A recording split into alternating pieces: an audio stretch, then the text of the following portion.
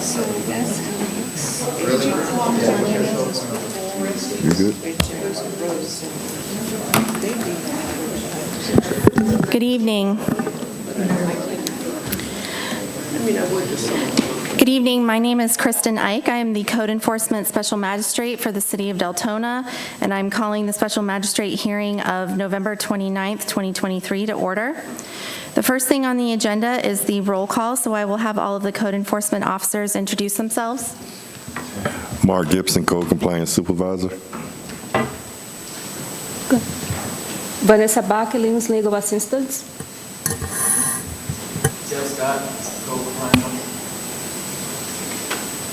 Oh, yeah, I don't have a mic. Barry Sparling, Code Compliance Officer. Tyler Russo, Code Compliance Officer. Nicholas Lopez, Code Compliance Officer. Bashir Jersey, Code Compliance Officer. Nelson Gibbons, Compliance Officer. Danny Ron, Code Compliance Manager. Sharon Shivers, Fire Marshal. Sam Schaller, Assistant Fire Marshal. Thank you. Oh, we have one more. Todd Meany, Code Compliance Officer. Thank you. All right. Please join me in the Pledge of Allegiance. I pledge allegiance to the flag of the United States of America and to the republic for which it stands, one nation, under God, indivisible, with liberty and justice for all.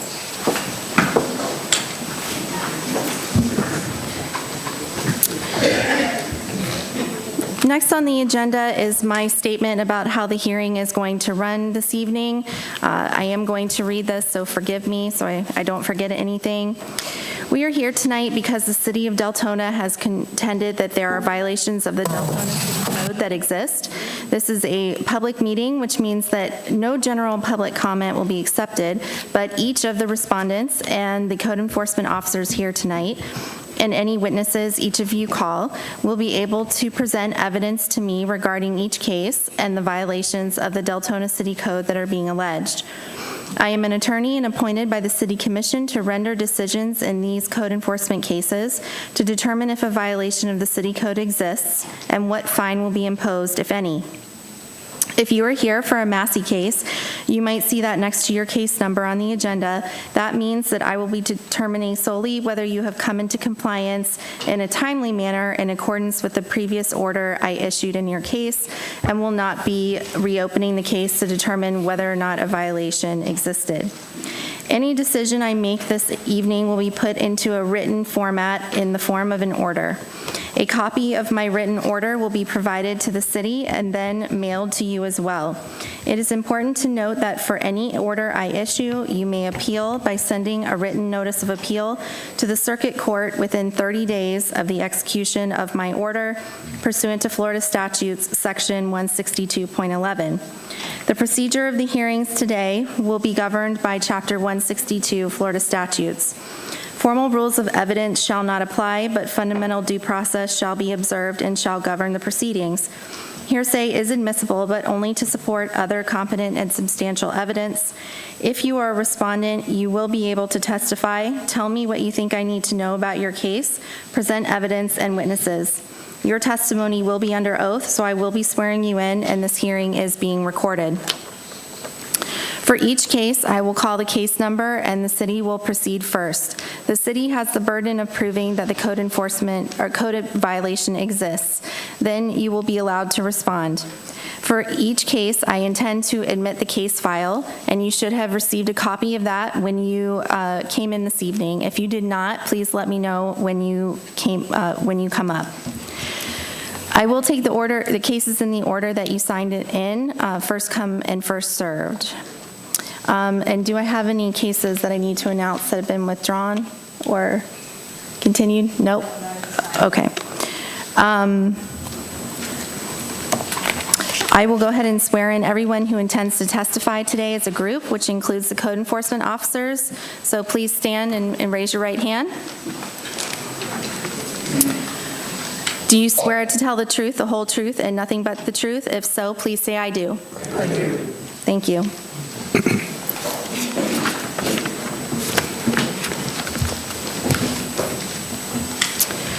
Okay, I have no ex parte communications to disclose and no announcements to make, so we will go ahead and move on into the cases. All right. First case is Fire 23-020, 261 Fort Smith Boulevard.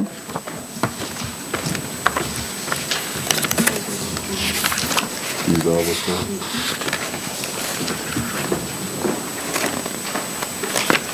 We have withdrawals. Oh. All right. Just give me one moment. Whatever, Renee.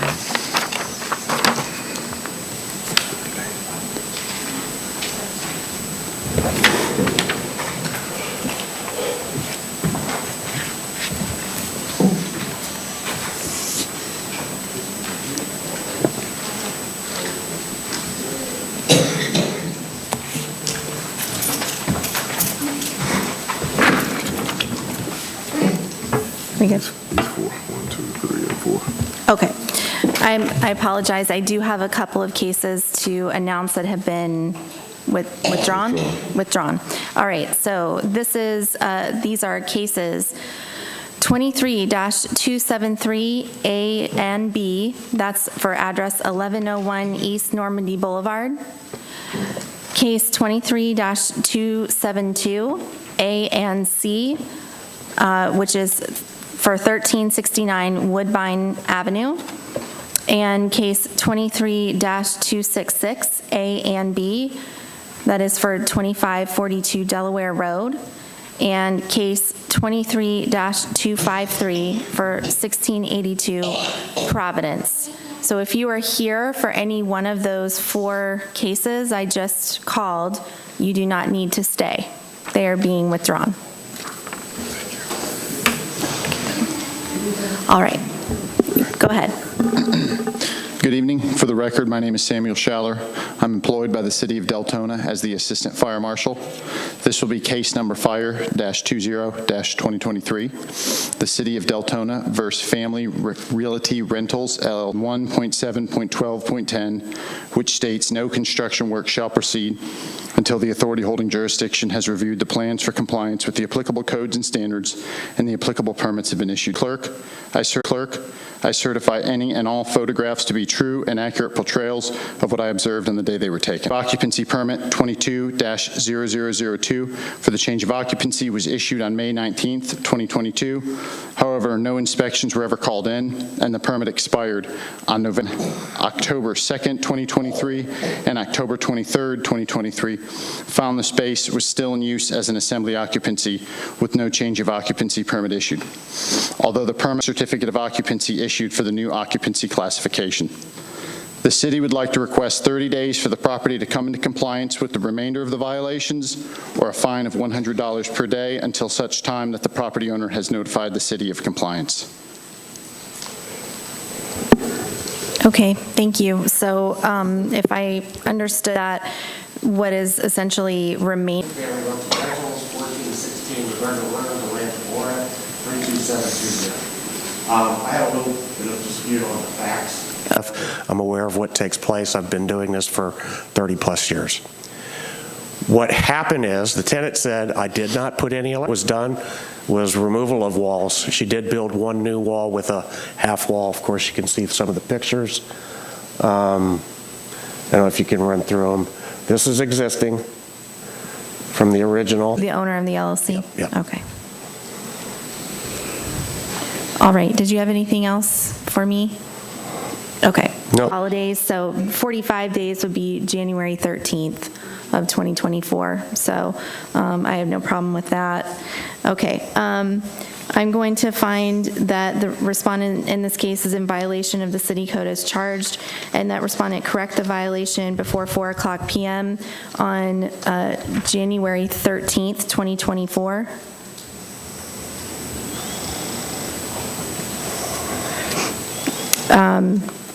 In the event respondent does not comply by the state, a fine in the amount of $100 per day will be imposed for each day the violation continues past the aforestated date. Respondent is further ordered to contact the code inspector to verify compliance with this order. So, sir, please stay in contact. Well, I wanted to continue if I could, but I was just trying to get clarification that 45 days was okay. Yes, I just ordered 45 days. Okay, but, I mean, I had additional facts to present. Okay, I mean, it's minor. I did ask you if you it's had minor. anything else. I mean, we've had the inspection. Of course, the fire marshal came out. We've corrected a few things already completely. The electrical is the biggest issue, so I'm just making that statement. Okay. So it's a matter of record. I'm going to keep the 45 days. Yeah, that's fine. I'm good with that, but I just wanted to make a statement of facts. Understood. It sounds like you have done, made attempts to try to correct the situation, but obviously a little bit more. I was here before him. To be fair, this couple was here before I me. was here before everybody. Okay. He was actually the first to arrive. Okay. What was the case number? 23-274. 274? You know that one?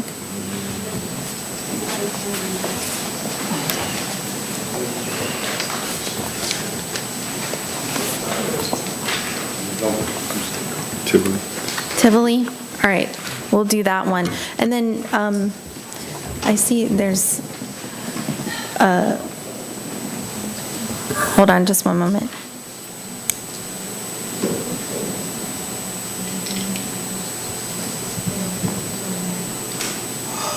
All right. Okay, so we'll do 23-274, 1571 Tivoli Drive.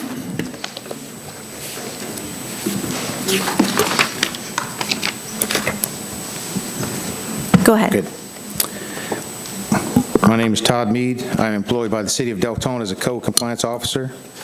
This will be case number DEL 23274, the City of Deltona versus Amanda Fernando.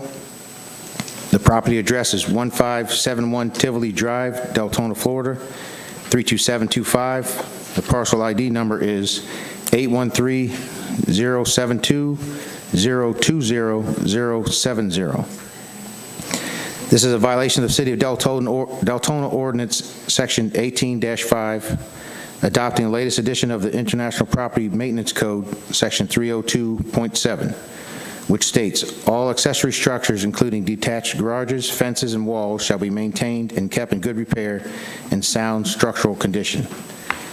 Corrective action for said violation is to repair or remove the structure, fence, and obtain permits if possible or needed. The statutory requirements for notification for this hearing have been met by the notice of hearing and notice of code violation sent certified mail to the property owner at the address listed with the property appraiser's record. In addition, both notices were posted on the property and at City Hall at least 10 days prior to this hearing. All of the evidence in this case, including the photographs, have been marked as exhibits and submitted to the special magistrate clerk. I certify any and all photographs to be true and accurate portrayals of what I observed on the day they were taken. This case began in December 13th of 2022. The officer observed a fence in disrepair from the recent storms, causing a tree to fall on the fence. The officer was able to make contact with a tenant living in the home at this time. The tenant provided the owner's phone number for contact. The officer left a door hanger notice with the tenant during the conversation. The officer attempted to contact the homeowner on that particular day as well. On December 19th, 2022, the owner reached out to the officer and left voicemail with the officer. The officer later made contact and they discussed with the homeowner the violations going on at the property. The damage doing, the homeowner stated that he would be in the area during the holidays to inspect the property and to seek a plan of correcting the violation. Due to the damage occurring from the recent hurricane in the area, the owner was given a reasonable amount of time to repair, replace, or remove the fence. This is noted in the case in January of 2023. The homeowner was showing progress as up to March of 2023 on the tree and fence repair. On April of 2023, the officer attempted to, again, reach out to the owner. The owner was having a handyman do some of the repair work. The owner was provided also information to reach out to the Community Development Department for possible assistance in the repairs to the fence. As of August of 2023, no further improvements have been made on the fence that was in disrepair. The case was then scheduled for the November special magistrate. I inspected the fence in November of 2023 and observed the chain link still damaged and covered with grass growing around it. The fence is still seen as being in disrepair. The city would like to request 40 days for the property to come into compliance or a fine of $50 per day to be imposed until such time the property owner has notified the city of compliance. As of today, in observation of taking the pictures, the homeowner was present on the thing and working on the fence. We discussed the special magistrate procedure. He intends to have the fence completed within that 40 days, and he provided some pictures. He was today of where he got with repairing the fence. We have to come back out and do an inspection if he got to what city would be satisfied with a repaired fence.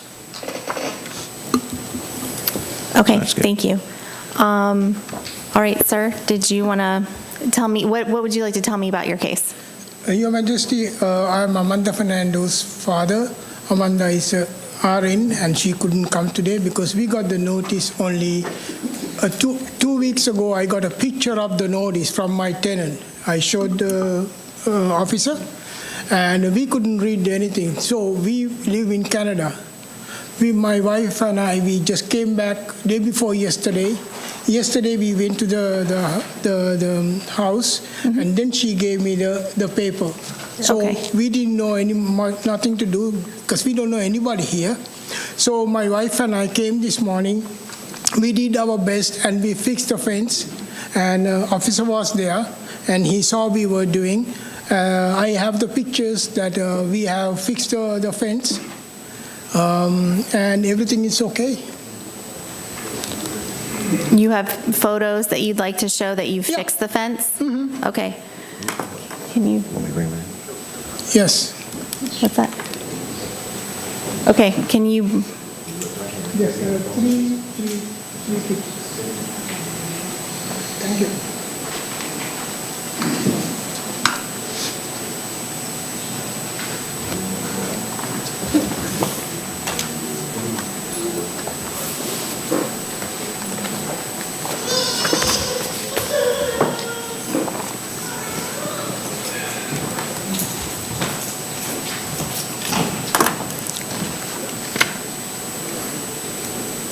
okay. All right. Are these photos that you have, you're saying they're from today? From today, there's 4 pictures. I took it after officer left. We finished the work and we took the pictures. Okay. First of all, will you be able to send these to the clerk? Because I do have to keep them for the file. Oh, Would you be able to email them to her? Definitely, I will do that. Okay. Secondly, I mean, looking at the pictures, it still appears to me that the chain link is kind of peeling off of the railings. I guess I'll give the phone back so that Mr. Mead can look at it, but it doesn't appear to me that it's been fixed. The chain link is fixed.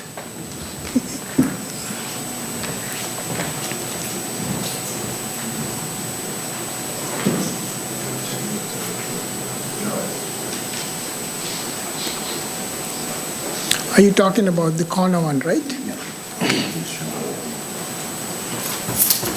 Mr. Mead, are you going to take a minute to look at it? Please. Here.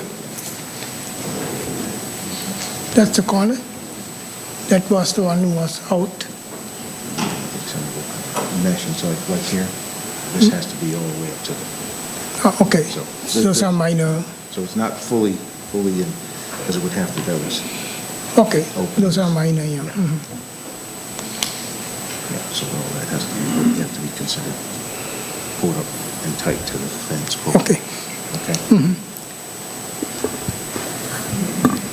So he does have some areas where the mesh is still inches below the pole, so I pointed out to him that he'd have to have those up to the pole, either fastened with the wire if he wanted to continue to work, but I know in the 40 days, he definitely could have that repaired and seen his repaired fence and not. Okay. I think, I don't know, did I say 25 or 50? I don't know if he wrote it down. It should be 25, but. 25, okay. It should be 25. Can I correct that? It should be 25 if the violation was still in effect. All right. Okay, sir, I'm sorry, did you state your name when you came up? Andrew Fernando. Okay, thank you. Did you have anything else you wanted to add? Do you believe 40 days would be sufficient to make the corrections? Honestly, I mean, driving from Canada to here 40 days, it's a lot of snow on our way. It's not possible, but if you give me 60 or 90 days, I mean, it's almost finished. There's nothing, just only the mesh is out by like a couple of inches from the fence. I will see whether I can find, I had a handyman, he has moved out. So therefore, I will do my best to comply with your order. That's fine, I'll do my best. That's Okay. If you could give me 60, it's okay, otherwise, that's fine. So that would make it, Mr. Mead, are you amenable to 60 days? I believe we can again go with 60 days. I'm sorry? So we can accept 60 days to Okay. complete the fence. All right. So I'm going to go ahead and find that the respondent in this case is in violation of the city code as charged, and that respondent correct the violation before 4:00 p.m. on January 28th, 2024, which is 60 days.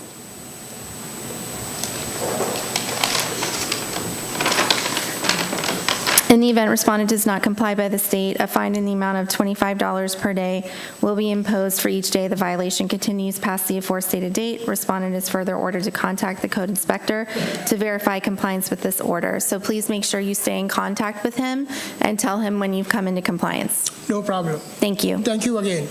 Thank you very much. Yeah. Okay. Is this the one with the family?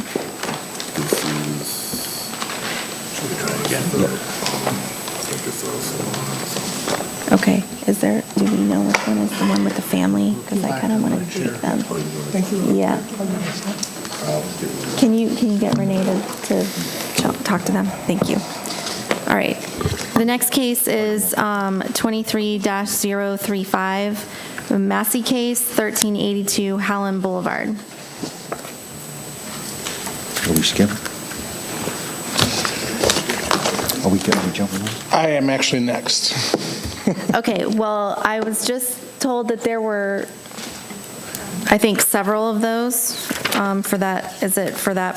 I literally was the second one to arrive. I Address? intentionally arrived over an hour early because I know how this works. So. I think Okay. you'll see some arrows on the sign-in sheet. All right, well, if this becomes an issue, I'm just going to take them in the order that I have them here because it's too disruptive. So 23-276. Thank you, ma'am. They're saying they're next. Okay. Why can't we do this one? Two, I guess because I got these other three right here, so for the same.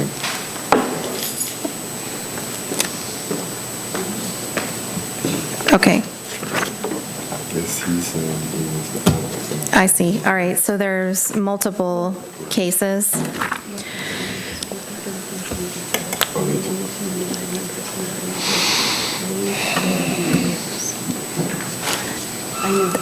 Okay, let's just do the four then. All right? And next is the Already family. Yeah. We'll do the family after. All right. Yeah, I would like to take the family that's at the back after these cases because I'm sensitive to that. All right, so 23-276, 1200 Deltona Boulevard. All right.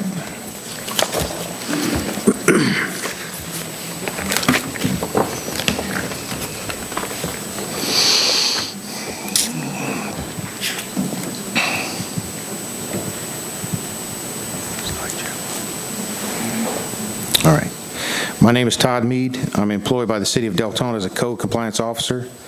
This will be case DEL 23276, the City of Deltona versus Deltona Wellness LP.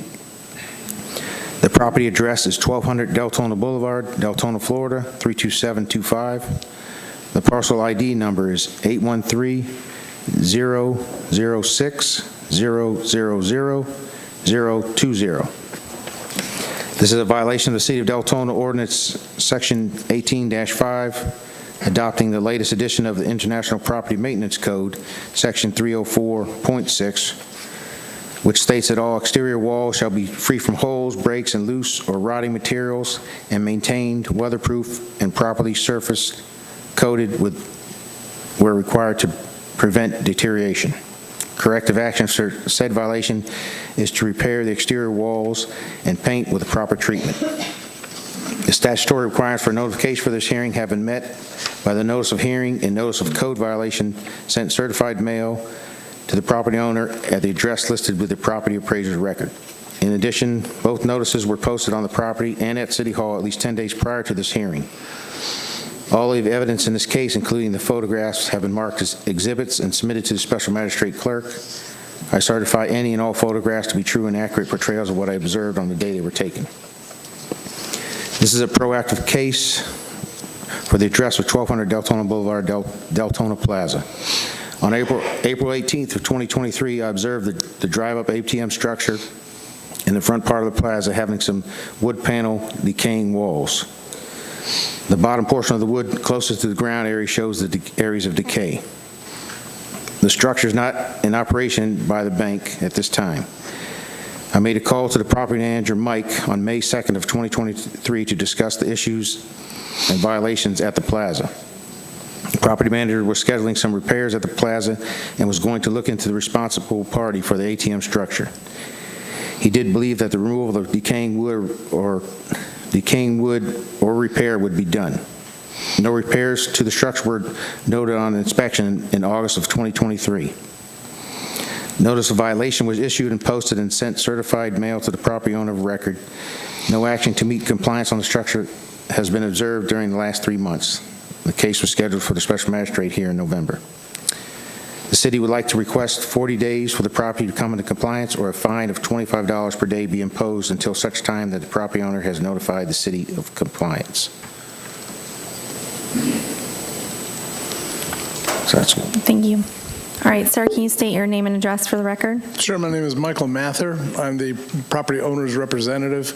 I live at 2837 County Road 776 in Webster, Florida, 33597.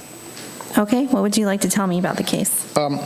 We were aware of this issue earlier in the spring. We had a very difficult time determining who actually owned that building and whether there was any responsibility to the original owner, which was a bank, and have only recently determined that that we have the ability to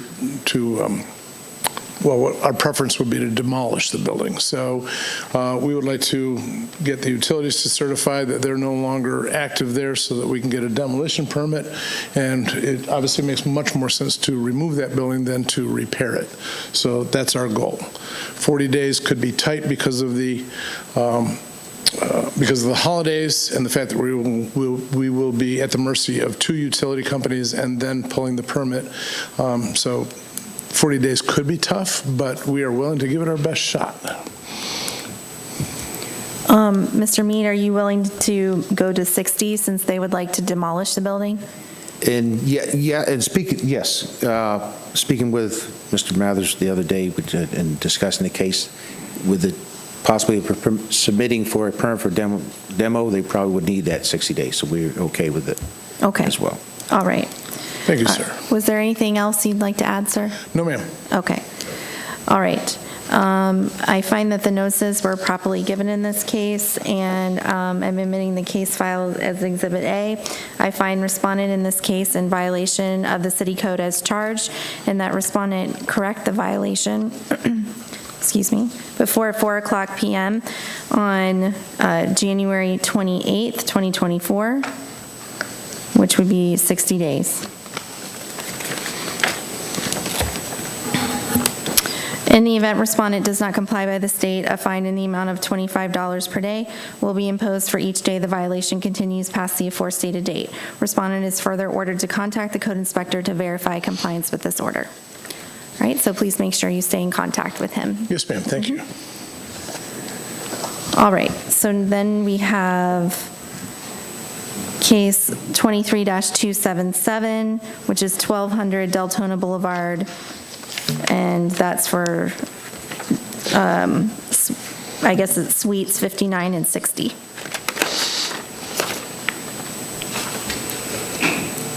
Go ahead. My name is Todd Mead. I'm employed by the City of Deltona as a code compliance officer. This will be case number DEL 23277. The City of Deltona versus Deltona Wellness, LP. The property address is 1200 Deltona Boulevard, Deltona, Florida, 32725, Suite 5960.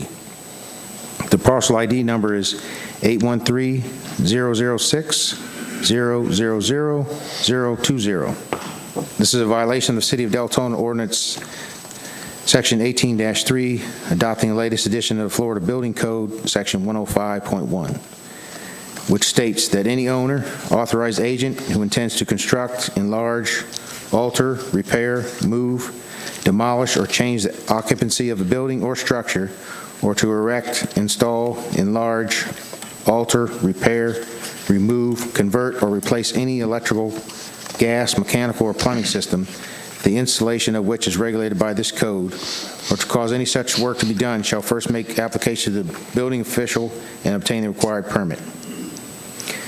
Corrective action for said violation is to obtain a permit for the door replacement.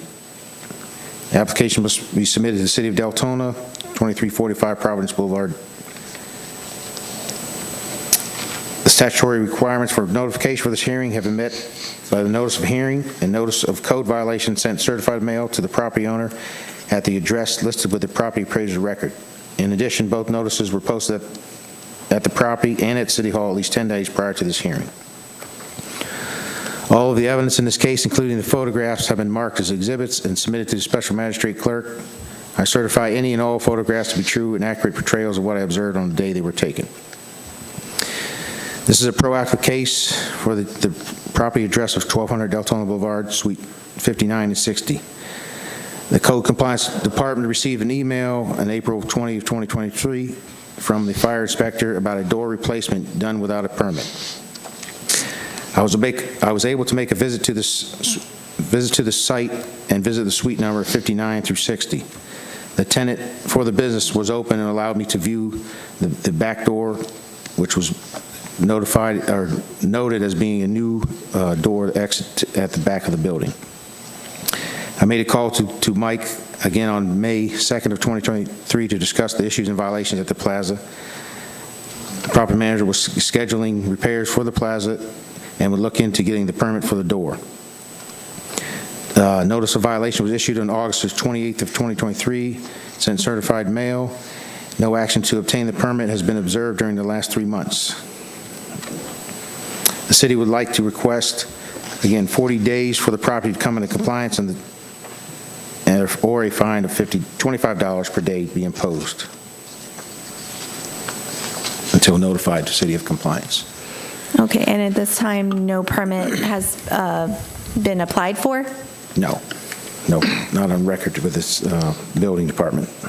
Okay, and is the picture I'm looking at, number 3, is that the new door That is the new door from the inside? from the inside, and then today's pictures were, apparently the tenant has moved out of this, so I couldn't get in to take from the inside, so I was on the outside, but this is the outside of the newer door placed. Excuse me. Okay, sir, can you state your name and address again for the record? Sure. It's Michael Mather, 2837 County Road 776 in Webster, Florida, 33597. Once again, I represent the owners of the property. We were aware of this issue going back quite a ways. The door was installed by a professional door and locksmith company. We made them aware of the issue and asked them to go backwards and get the permit. We've not been able to have any cooperation from them. We don't have any reason to believe that there's anything incorrect about it. However, we know we have to drive forward with this. We've severed the relationship with that particular locksmith for that reason, since he's been uncooperative.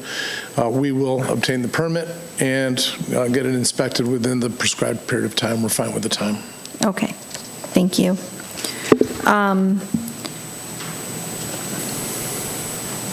And for this one, I assume that you believe 40 days will be sufficient for Yes, that? Okay, thank you. I'm going to do, I think it's 42, because that puts us to, no, let's see. That would put us at 10th, I think, January 10th. January, 10th. is it 11th? I think I put it 11th. Let me see.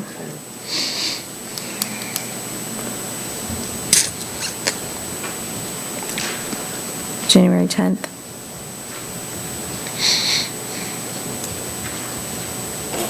Is that right? Yeah. All right, so I'm going to do January 10th to give a little bit of extra time after the holidays. Thank you, Your Honor. Yeah. Okay, so I find that the notices were properly given in this case. I'm admitting the case file as Exhibit A. And I find respondent in this case in violation of the city code as charged, and that respondent correct the violation before 4:00 p.m. on January 10th, 2024. In the event respondent does not comply by this date, a fine in the amount of $25 per day will be imposed for each day the violation continues past the aforestated date. Respondent is further ordered to contact the code inspector to verify compliance with this order. Thank you, ma'am. Okay, so now we have 23-278, also 1200 Deltona Boulevard, Suite 56. Go ahead. I would like to begin by asking to amend the corrective action to this to read firewall. It says fire alarm, but it should say firewall. Okay. And this case should be noted as a repeat violation. Was presented, I believe, in 2022 for the violation as well. So we'd like to be noted as a repeat violation. Okay, so this is, do I have the previous order? You should order. In here? The previous order. It was noted to be come into compliance. The fine was reduced. It should be in the case notes following my case notes. Okay. It's Special Magistrate on May 5/15/2022. It has the order listed in the notes.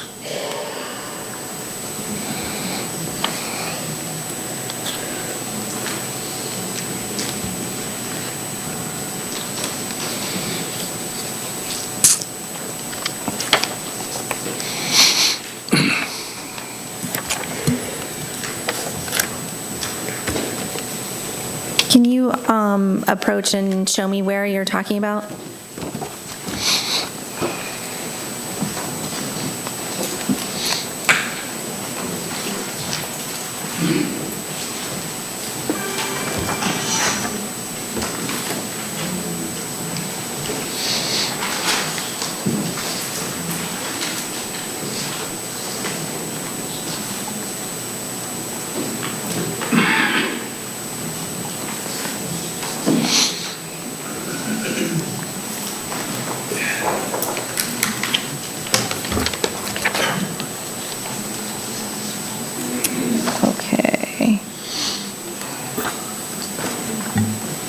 Todd, do you have the actual order from the last special magistrate hearing?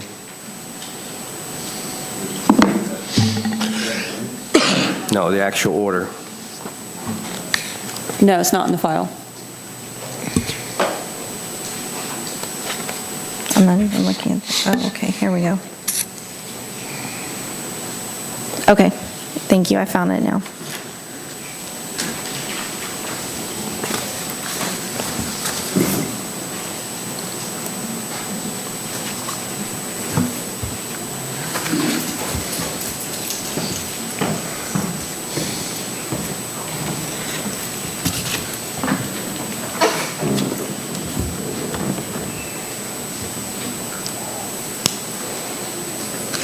You can continue. Go ahead. Okay. My name is Todd Mead. I'm employed by the City of Deltona as a code compliance officer.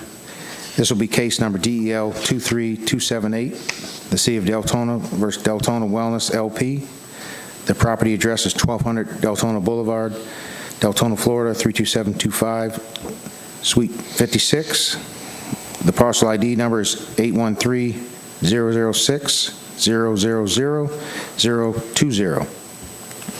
This is a violation of City of Deltona Ordinance Section 18-3, adopting latest edition of Florida Building Code, Section 105.1, which states that any owner, authorized agent who intends to construct, enlarge, alter, repair, move, demolish, or change the occupancy of a building or structure, or to erect, install, enlarge, alter, repair, remove, convert, or replace any electrical, gas, mechanical, or plumbing system, the installation of which is regulated by this code, or to cause any such work to be done, shall first make application to the building official and obtain the required permit.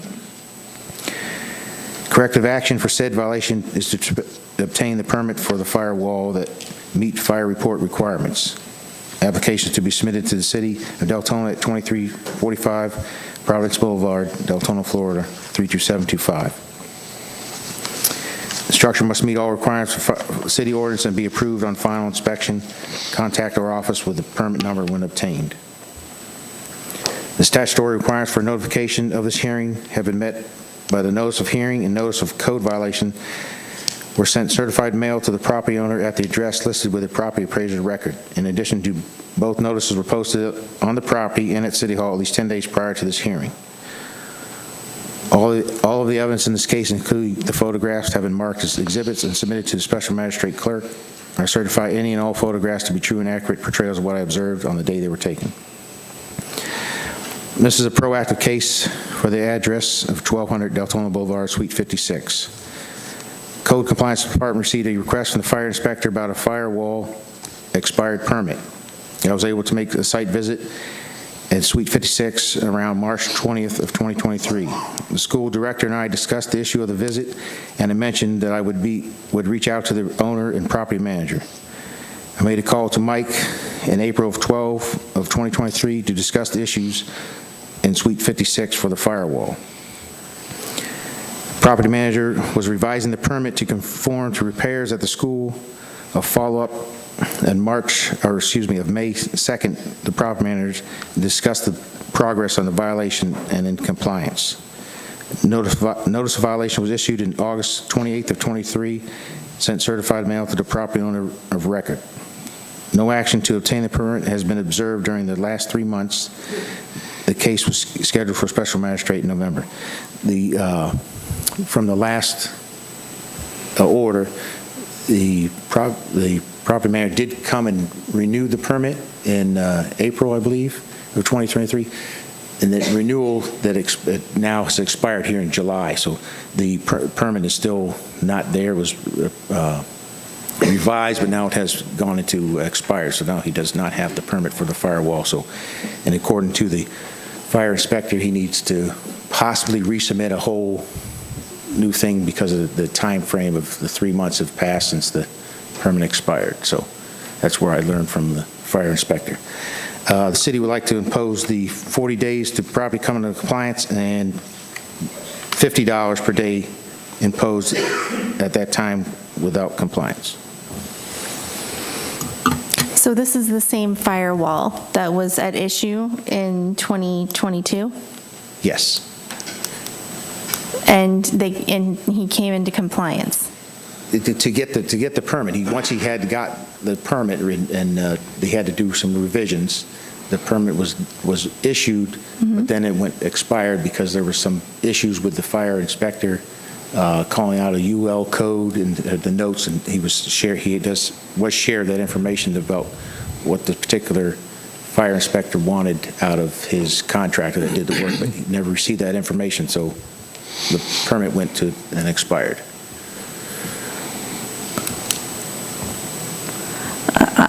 I'm having trouble following because the magistrate or you're saying they came into compliance. So how do you?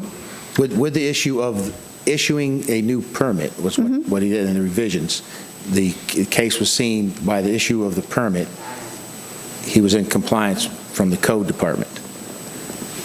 That revision was looked at and not finalized by a final inspection because the fire inspector had some issues with what was called out by the contractor, who did not provide the actual information that they needed to finalize a permit. So they didn't do the closeout of the permit? Correct. That would be basically the. Okay. Did you want to add something? I think what he's trying to say is, once they got the permit, once they obtained the permit, it brought it into compliance that they had obtained the permit, and then once the inspections goes to a separate entity, and then if it's not done within a certain amount of time, then becomes an expired permit, so we have to come back and bring it back again, if that didn't mess it up more. Okay. Sir, can you state your name and address again for the record? Sure. My name is still Michael Mather at 2837 County Road 776 in Webster, Florida, 33597. And once again, I represent the owner of the property. This is almost as confusing to me as it is to you, but we will persevere. In retrospect, I wish we had just taken a final inspection and closed that permit and opened another one for the fire door. But being optimistic and ambitious, I attempted to muddle through and worked on getting the fire door added to the firewall permit. The permit expires now, I'm going to take some responsibility here. I guess I should know when the permit's expired, but you generally don't know until somebody sends you a message that it's expired. 60 days ago, I engaged a new drafting and engineering company to help us get on the same page with, I'm going to botch the name, Miss Grosvenor? How do you say? Grosvenor. And we received some first comments back a few days ago, but she is on vacation right now, so I wasn't able to query her about the comments she made. But we will drive through with this new drafting and engineering company to we will either close this old permit, and I guess I'm either going to have to get Carl to reopen it or I'm going to have to resubmit. But we'll resubmit or reopen that permit, and then we'll either modify it or close it and get a permit for the fire door.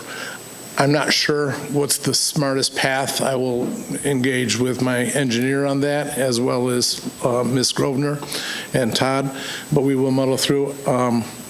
It might be a little complicated for 40 days with the holidays, but we want to get it done as badly as you do. So. Yeah. So you're going to need to have an engineer basically submit plans for the firewall? The plans for the firewall were submitted, approved, and the permit was approved. We received the two first inspections without failure.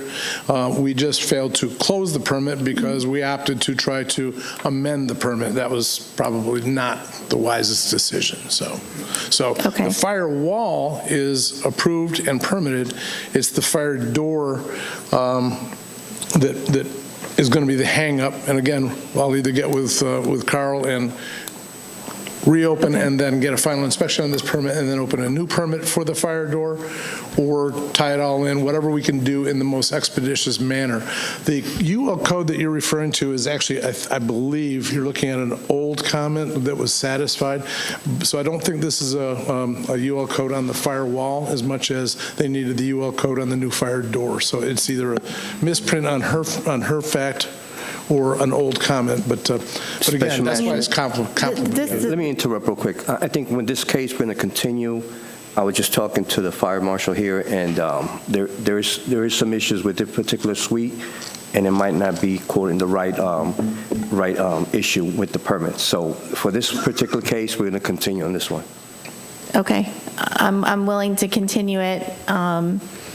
So we'll continue this to the next regular special magistrate hearing, which is not in December. It would be in January. Okay. In good faith, we will continue to drive forward and strive to not make it an issue in January. So, okay. Thank you. Thank you. I would appreciate that.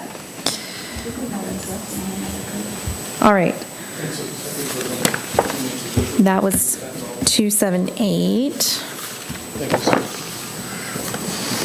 Okay, and I have one more here, so this is 23-279.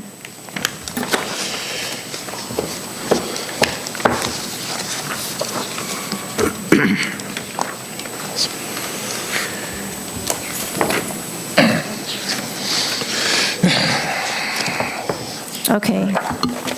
And are we still talking about, there's an A and B? There is still the A and a B, yes. Okay. Thank you. Go ahead when you're ready. My name is Todd Mead. I'm employed by the City of Deltona as a code compliance officer.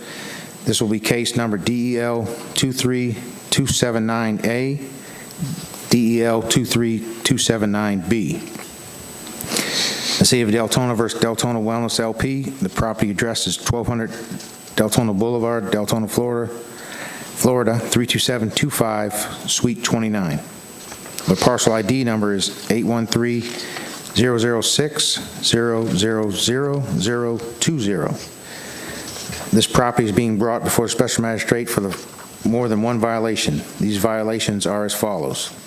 Violation A.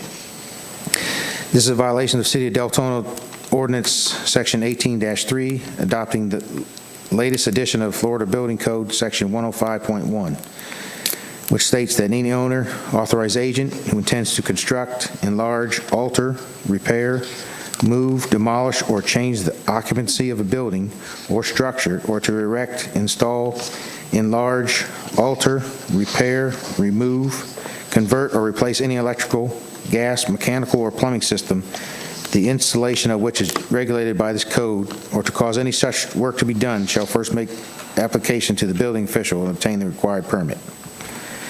Corrective action for said violation is to obtain the permit for the change of occupancy. Application must be submitted to the City of Deltona at Providence Boulevard. Contact our office when the permit number is obtained. Violation B.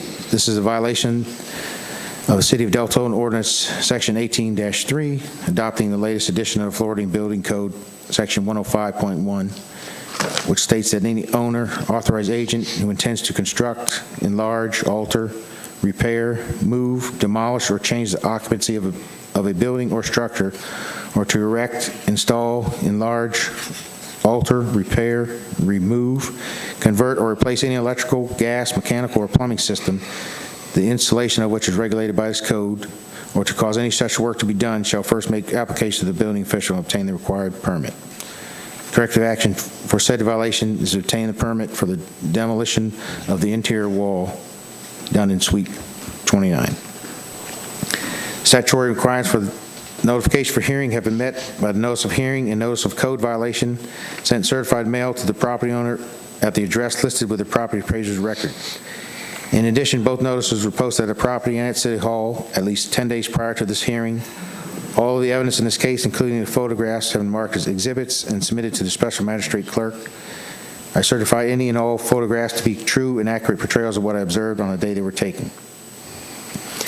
This is a reactive case that was started from a fire report. The information was provided after a fire inspection of Suite 29.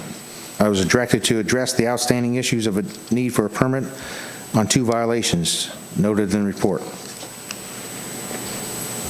Violation A is the need of a permit on the change of occupancy for the tenant. On October 18th, I received an email from the department director to address the issue for no permit on the change of occupancy.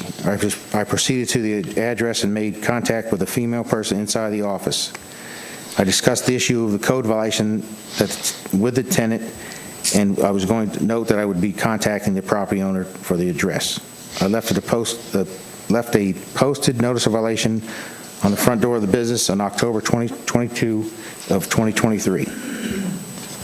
October 22nd of 2023.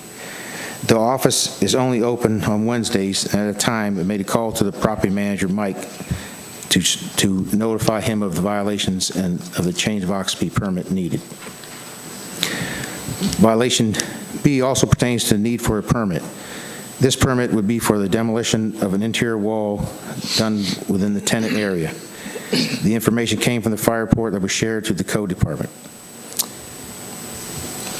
The city would like to request 40 days for the property to come into compliance, or a fine of $25 per day to be imposed until such time the property owner notifies the city of compliance. Okay, so on the change of occupancy, this was your testimonies, there's been no permit applied for? No. And what are the two, what was the change? It was from what to what? I believe it was a church one time that was in that facility. I believe so. The tenant, in discussing it with her today, she said there was a church there at the time. A church to Church a Now it's tax a office? tax office, yes, the Jackson Hewitt tax office. Okay. All right, was there anything else you wanted to add, Mr. Mead, on that The one? interior wall was noted. There's two back offices. You can see they were separated, but there's now a wood covering the openings that were there, possibly done by the tenant themselves, or not known by the property manager that was done.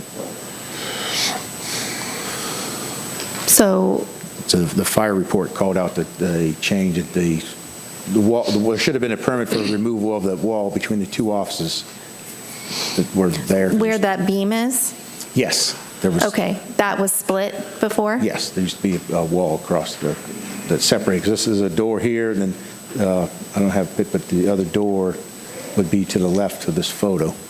So it was, at one time, it could see it was two offices. Okay.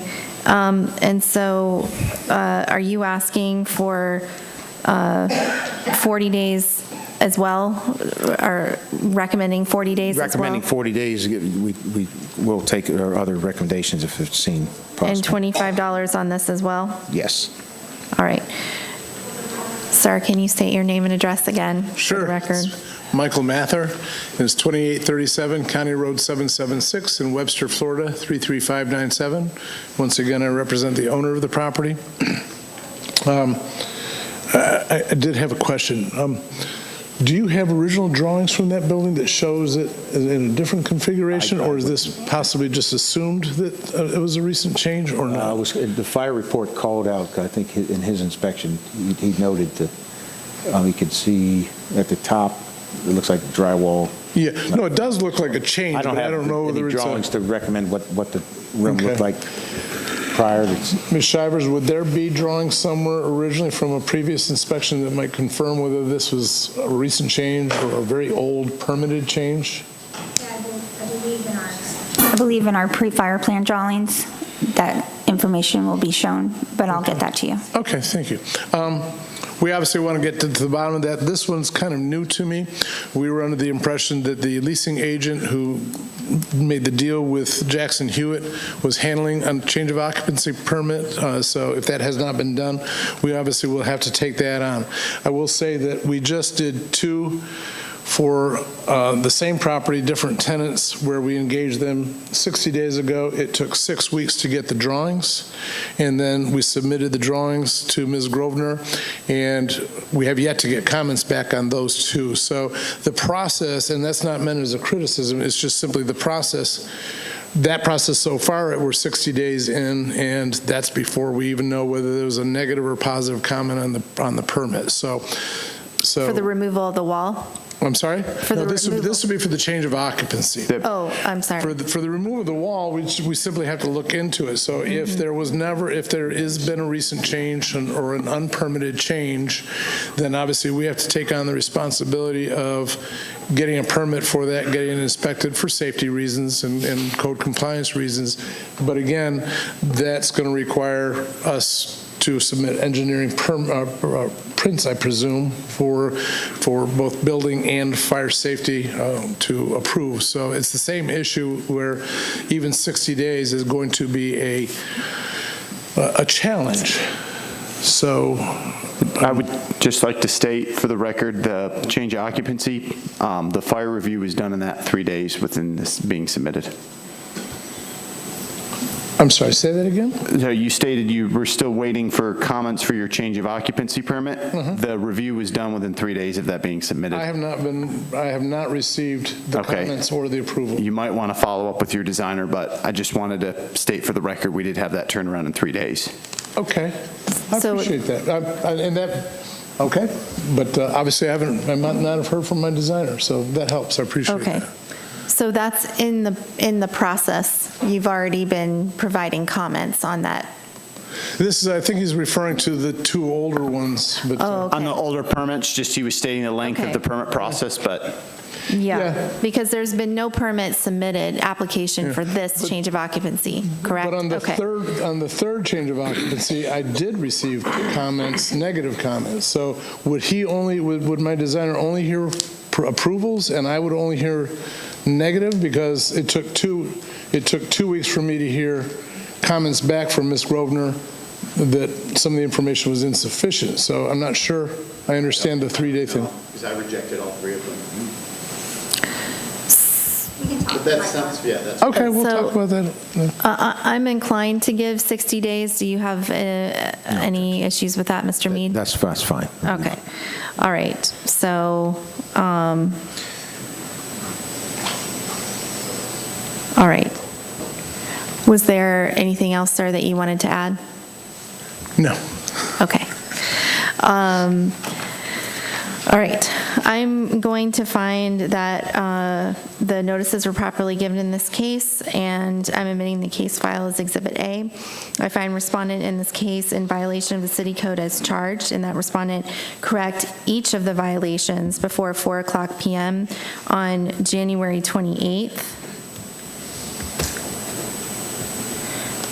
And in the event respondent does not comply by this date, a fine in the amount of $25 for each violation, so that would be $50 total, will be imposed for each day the violation continues past the aforestated date. The respondent is further ordered to contact the code inspector to verify compliance with this order. Thank you. Thank you. Okay. Do we have the family?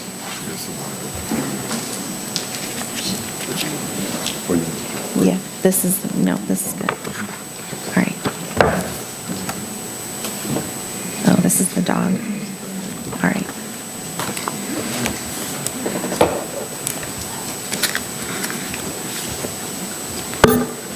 All right, the next case is 23-267, 1067 North Gaucho Circle.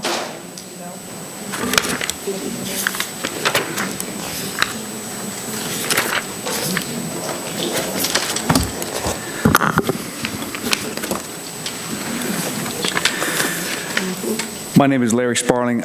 I'm employed by the City of Deltona as a code compliance officer. This will be case number DEL 23-267, the City of Deltona versus Shirley Morgan. The property address is 1067 North Gaucho Circle, Deltona, Florida, 32725. The parcel ID number is 813-010-160270. This is a violation of the City of Deltona ordinance under Florida State Statute 767.11, subsection 1. Dangerous dog means any dog that, according to the records of the appropriate authority, A, has aggressively bitten, attacked, endangered, or inflicted severe injury on a human being on public or private property. C, has, when unprovoked, chased, or approached a person upon the streets, sidewalks, or any public grounds in a menacing fashion or apparent attitude of attack, provided that such actions are attested to in a sworn statement by one or more persons and dutifully investigated by the appropriate authority. Subsection 2, unprovoked means that the victim who has been conducting himself or herself peacefully and lawfully has been bitten or chased in a menacing fashion or attacked by a dog. Corrective action for said violation is to comply with the statute pertaining to dangerous dogs. The statutory requirements for notification of this hearing have been met by the notice of hearing and notice of code violations were sent certified mail to the property owners at the address listed with the property appraiser's record. In addition, both notices were posted on the property and at City Hall at least 10 days prior to this hearing. All the evidence in this case, including photographs, have been marked as exhibits and submitted to Special Magistrate Clerk. I certify that all photographs to be true and accurate portrayals of what I observed on that day when they were taken. This is a case in reference to Miss Morgan's gray and white pit bull type dog named Dixie, that after investigation, the city has found sufficient evidence to deem dangerous. There's extensive history of Dixie being at large and acting in an aggressive manner towards residents in the neighborhood. And since June 2023, we have received 12 reports through the Sheriff's Office dispatch that Dixie was at large and acting in an aggressive manner. Despite multiple conversations with the animal owner, Dixie continues to escape and run at large, jeopardizing the health, safety, welfare of the entire neighborhood. See Exhibit E for VSO reports. On June 16th, Dixie was at large when a neighbor attempted to get her back in Dixie's yard, and Dixie bit her in the thigh, causing severe bruising and punctures. A bite report was filed with the health department, but even now, nearly 6 months later, the victim still has signs of injury as a result of the bite. See Exhibit C for the bite report and photos of the bite. On August 14th. I'm sorry, can I stop you there? Sure. So the incident occurred in June? That was the first time that we had a problem with Dixie. Okay. But was the dog declared dangerous in June? No. No. Okay. But that you're saying that was the first incident? Yes. Okay.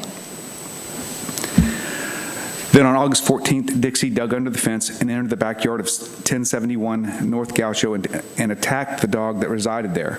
Dixie then aggressively charged at the resident and her 11-month-old son in an attitude of attack. On October 31st, the residents of 1071 North Gaucho were not able to leave their house because Dixie was again at large and acting in an aggressive manner.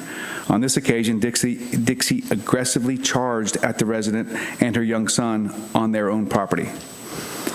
On November 8th, Dixie was at large, aggressively charged the resident and her son from 1071 North Gaucho and would not allow them to exit their vehicle in their own driveway.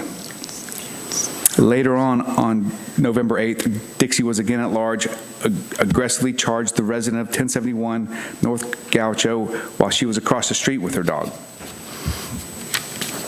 On November 14th, we received 3 affidavits of witness from the residents of 1071 North Gaucho who are here today attesting to the events of October 31st and November 8th.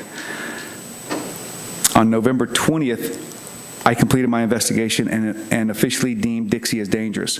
I met with Dixie's owner, Miss Morgan, and gave her the information pertaining to the compliance with dangerous dogs, Exhibit F. The city is concerned about the safety and residents of the neighborhood due to Dixie's aggressive behaviors as she resides nearby a park with children's playground and is constantly at large. She also resides next door to 2 families with very young children. The city is especially concerned about this as Dixie often digs under the fence and is in the backyard of these 2 homes, jeopardizing the health and safety of these young children in their own backyards. The city requires the dog owner to comply with the 14-day after final order as per state statute. The 14 days that they'll have to start complying with all of the requirements for a dangerous dog? Yes. All right. So, do I have an affidavit in here from the person who was bitten? No. Okay. And do you have? She's here. They're here. Okay. All right. Are you calling witnesses? Sure.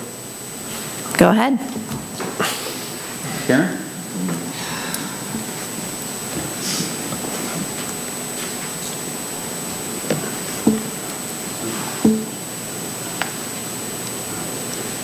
Good evening. Karen Bardaway. Can you state your name again? Karen Bardaway. Karen, okay. What would you like to tell me about what happened with this dog? I've caught the dog many times before it bit me, and I'm like a true dog lover, so I'd bring her, I'd go, come on, Dixie, and she'd come up to me, I'd grab her collar and bring her home, and I was shocked when she ran at me and bit me in the leg, up here. Mm-hmm. And I know how she's getting out. The house to the right, she goes under that fence, because I can't see her do that, but then she comes out where Shirley's fence meets the fence like this. There's a gap like this. And that's where and if I yell at her to go home, she goes charging right home. I mean, I don't want, like I said, I'm a dog lover. I wouldn't want anything to happen to her. I don't want her to get run over, and that's why I would always bring her back home. But I won't even go out in my front yard if I see her. Because the other day I went out, and I went to walk my little tiny 20-pound dog, and there she sat at the end of my driveway. So I just turned around and went back inside. Okay. So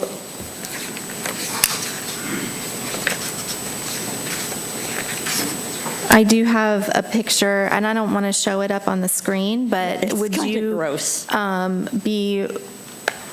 could you escort her up so she can look at the picture?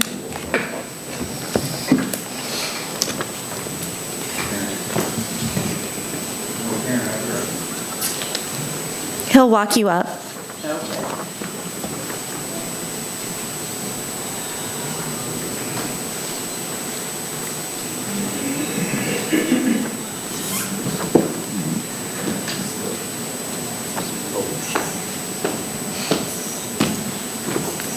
Is this the correct picture? Mm-hmm. Okay. And And that was this- before I went to urgent care and then the hospital 2 times. Okay.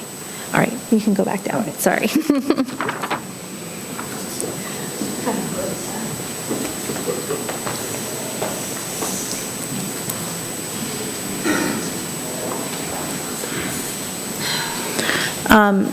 Ms. Bardaway, am I pronouncing that correctly? Yes.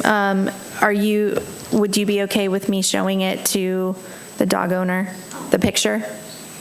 That doesn't bother me Okay. if she wants to look at it. Have you seen this picture, ma'am? Picture. I have a copy of that. You have a copy, okay. Just so you know, believe it or not, it barely broke the skin. Okay. But it's all bruised, and it's still bruised, and the dermatologist said it's because it's a hematoma, and it could take up to a year to go away. Okay.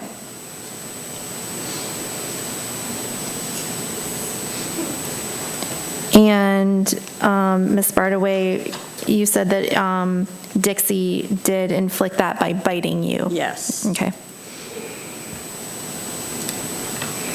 I had shorts on, so that's probably why it was so bad. Okay.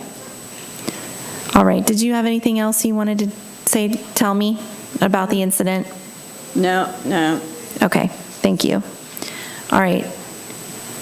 For the city, did you have any other witnesses you intended to call? We have the residents of 1071 North Gaucho. Okay. Lacey, huh?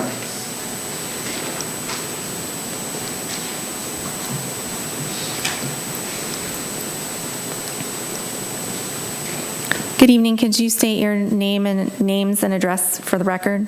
Adam and Lacey Handley, we live at 1071 North Gaucho Circle. Okay. All right. What would you like to tell me about what happened with Dixie? Well, recent news, Dixie was in our yard yesterday. She dug new holes under the fence. It's been constant. I've had to patch the fence with just anything that I can find. Shirley's done improvements on the fence, but even before she got the vinyl fence, when she had a wooden fence and before we got animal control involved, Dixie was still breaking through the fence and getting into our yard, and every time I'd cut the grass, I almost got bit. And now she's gone through the other side of our yard and broken through the other fence.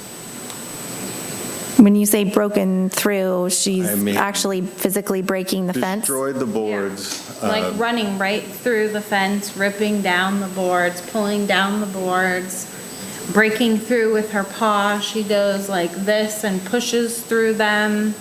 And this is what she did to the whole side of the fence before Shirley so kindly got a new fence but didn't fix the problem. The problem is the soil is soft and the dog's a digger, and it only takes her a few minutes to dig under the fence, and Shirley doesn't supervise the dogs when they're in the backyard. They have the use of a dog door, and so they're in and out at all hours. They were actually outside when we left and Shirley was already here. Yeah. So she lets the dogs out unsupervised, which is the problem. There's every reason to assume that Dixie has gotten out and is free at the moment. She was in our yard all day yesterday, and I don't even know where she was when I came home from work because she wasn't in the backyard. She leaves for hours at a time, and Shirley comes out looking for the dog when it's convenient for her. I can't even go in my front yard at this point with my kid. I can't go in my backyard. I can't do anything. I pay taxes like the rest of everybody, and Shirley, not one time, has come over and asked if we were okay, or if there was anything she could do, or if my son was okay, or my dog. The dog has a scar on her upper lip. Okay. And when you say that you almost got bit, I mean, you haven't personally been bitten, but... No, the lawnmower saved me. Dog came through the wooden fence and almost got my leg while I was riding the lawnmower. I had to slide over and put both legs on the same side of the lawnmower to avoid the dog. And on a second occasion, I had to defend myself with a weed whacker. Okay.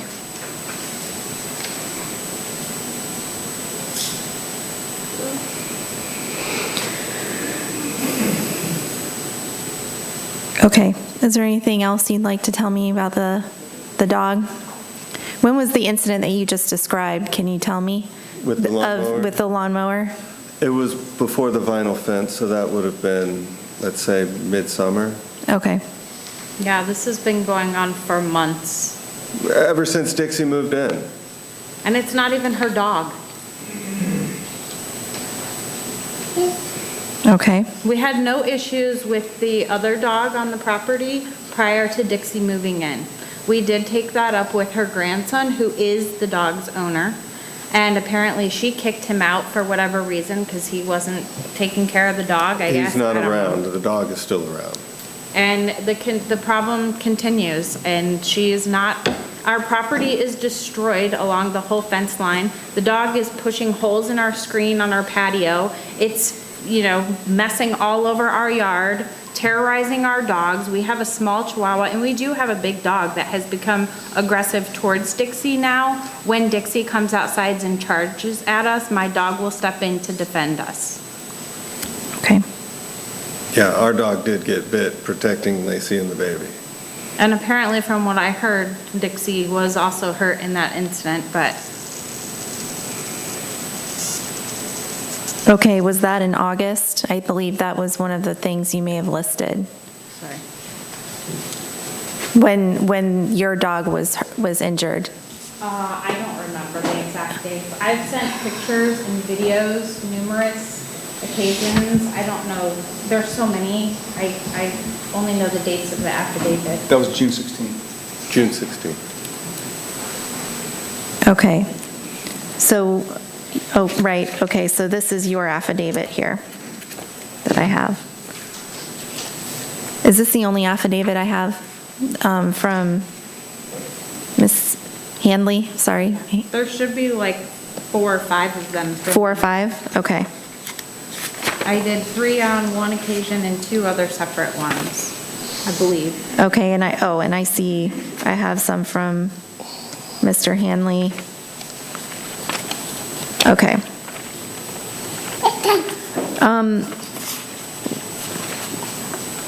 What I'd like to do is take a 5-minute break so I can read through these, and then we'll come back and I'll hear from,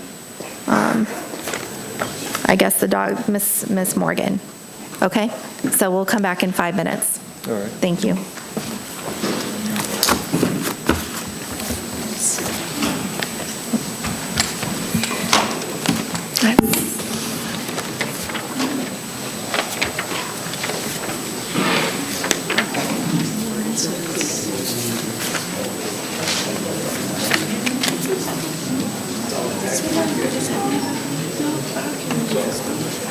She hasn't been.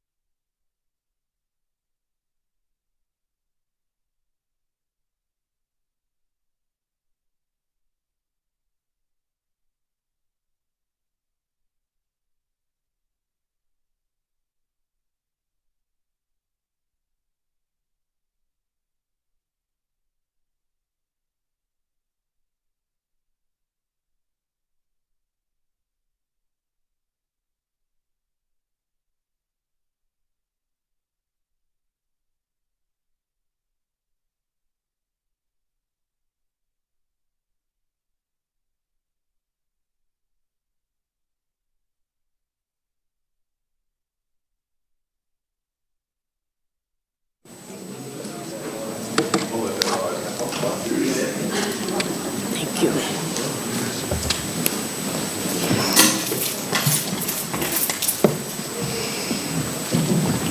Getting in shape here.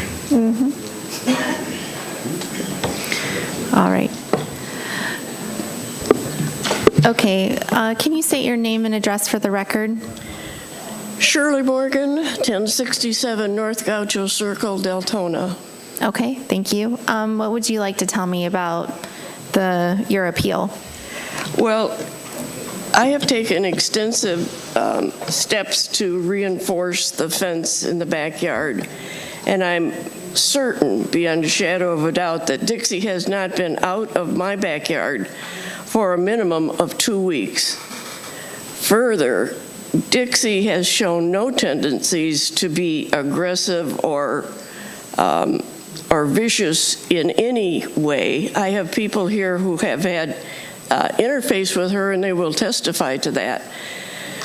In addition, I wasn't aware that my neighbor Karen said that Dixie bit her. I would dispute that fact. I can't believe that she bit her. Karen has a lot of dogs at her place, and it would not surprise me if one of those had not bitten her. But I'm certain it's not Dixie. Dixie's a gentle dog.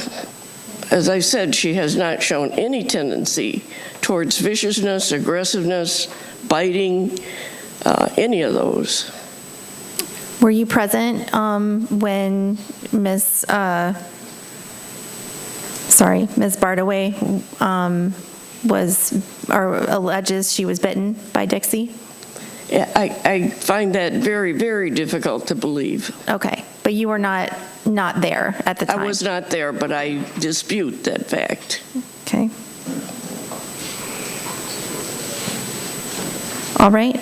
Did you want to present witnesses, or did you have other things you wanted to share? I have 4 people here who would be willing to testify on Dixie's behalf. Okay. Well, that's your decision if you'd like to have them speak.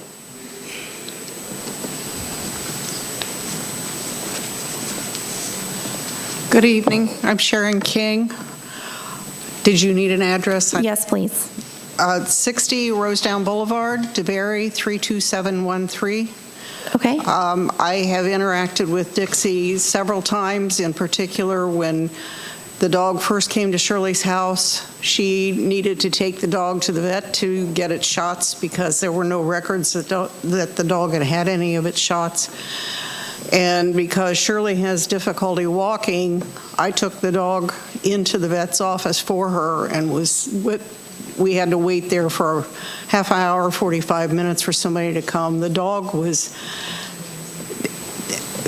this is what gets me. I've worked with a lot of animals through the rescue centers, and this is the happiest dog. She literally smiles. And when she shows any sort of, quote, aggression, it's because she's coming to say hello to you.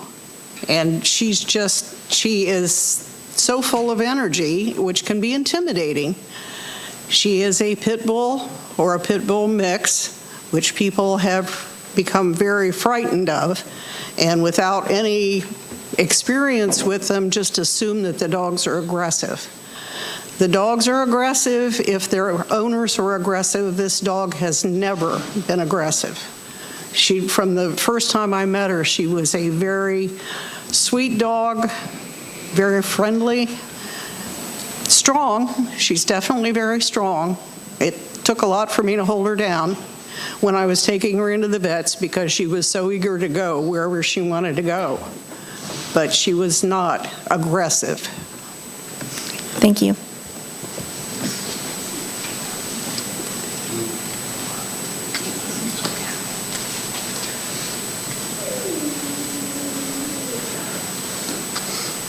Hi, my name is Isabel Johnson. I live in 2327 Salem Drive in Deltona, Florida, and I've been taking care of the dogs. I do dog sitting through being there, for a week.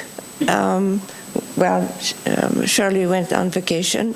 The dog slept with me in the bed. I mean, I never showed any aggression, like, she goes outside in the yard and poops and pees and plays with her mate, and that's all I can say. Thank you. Thank you. Thank you.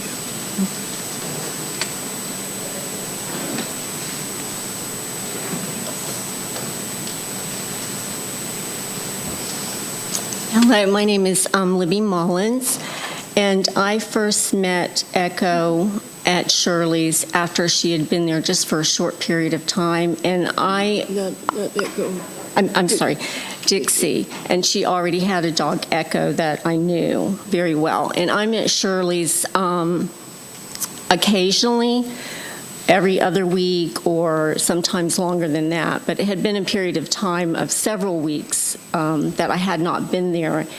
And you can see in the photograph that Shirley's storm door, and I went to the door, and this deep, ferocious bark, as you can imagine from a dog that size, and walked right in, and the bark that I guess could be intimidating is just the dog barking. It's not even ferocious. I mean, it's not even a stranger's coming in, I'm barking. I mean, if she's doing that to guard, I walked right in, and she was just sweet and loving. And Echo has been with Shirley for many, many years, and she was definitely the alpha dog in the house. And this big pit bull just would back down and take her treat second. She knew that Echo was kind of the house dog. She was very submissive, really. And since I first met her, and I couldn't tell you what date that actually was, but I clean house for Shirley. She's there with me, just sweet and friendly. She will bark with pool service or other people that she sees on a regular basis. I mean, I could see how she would be intimidating, but I'm quite certain if she went out, she would not even attempt to attack someone. And I wouldn't be able to speak to any of the facts, although this gentleman, I did meet at the door one day when I was cleaning, and he came. And I went out, I thought FedEx was there, or FedEx had been there, but I went out to open the door, and he did say, this is a very mean dog. And, I said, she's not, so I don't know where he got that idea from, if it was something that he just decided that she was vicious. I don't know what kind of interaction he's actually had with her. And I wouldn't really be able to speak to some of the things that their witnesses said, except for one. If I'm not mistaken, the family that was up, who lives next door to Shirley, said that Echo was in their backyard all day yesterday. Dixie. I'm sorry, Dixie. Dixie was home all day when I was cleaning Shirley's house. And I was there from 9 until 3, I believe. 2:30, the earliest I would have left, but I think it was about 3 o'clock. And Dixie was home. She was not out of the yard. She was in the house with me, or outside with me when I was dealing with the garbage can or cleaning outside. So that's a fact. So You're saying that was yesterday? That was yesterday. Yesterday. I have videos that prove that to be incorrect. 7 videos, actually. We have a security camera. Okay, thank you. Thanks. Thank you.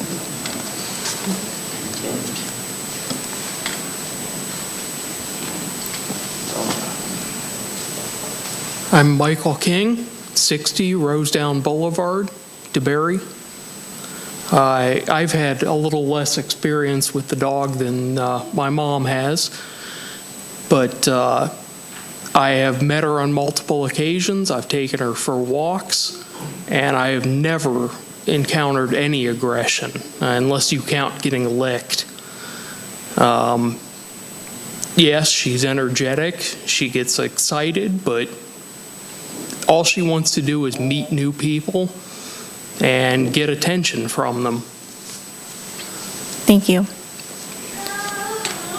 All right, Ms. Morgan, did you have anything else you wanted to add? No. Okay, thank you. For the city, did you have anything else you wanted to add before I make a ruling? Okay. I am going to find that the dog is dangerous. I understand that, there's testimony from individuals talking about how the dog is friendly and so forth, but frankly, under the Florida law, one bite is sufficient to find that the dog is dangerous, and specifically,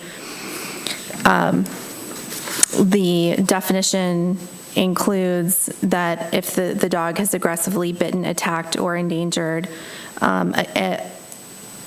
a human being on public or private property. So I really, I don't need to really look at that any further, and I have no reason to doubt the testimony of Ms. Bardaway, who was bitten, and Ms. Morgan, you've said that you weren't there at the time. So, that's going to be my ruling, that I'm going to uphold the dangerous dog determination.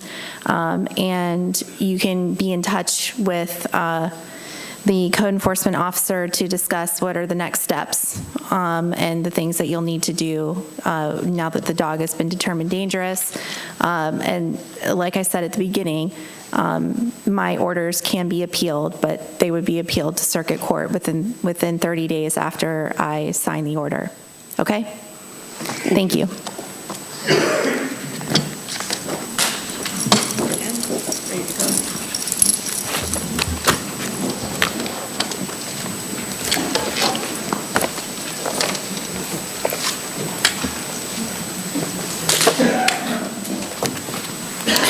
And I'll just add too, I will admit that case file as an exhibit for the record. All right, the next case is Massey 23-035, 1382 Howland Boulevard.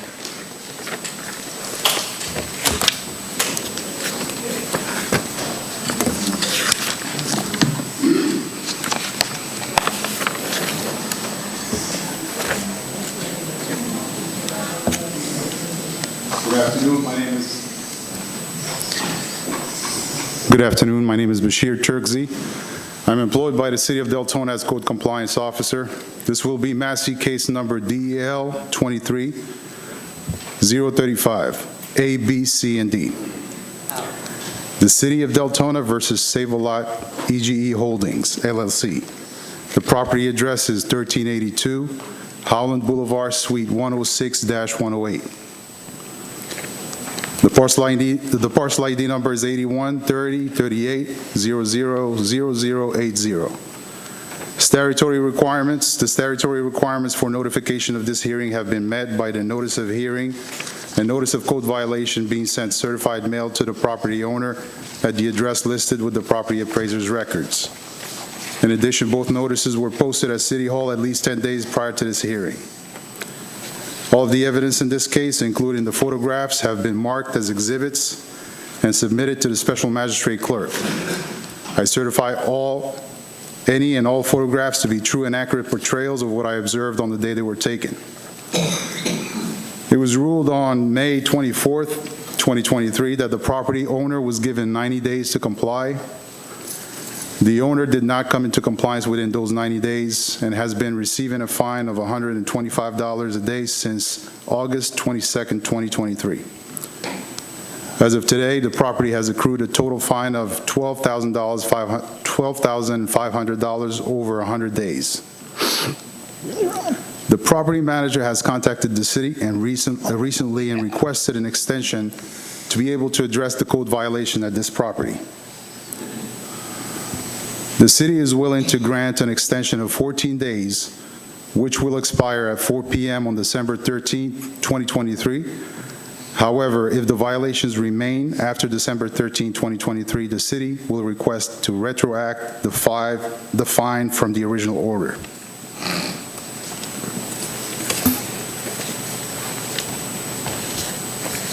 Okay.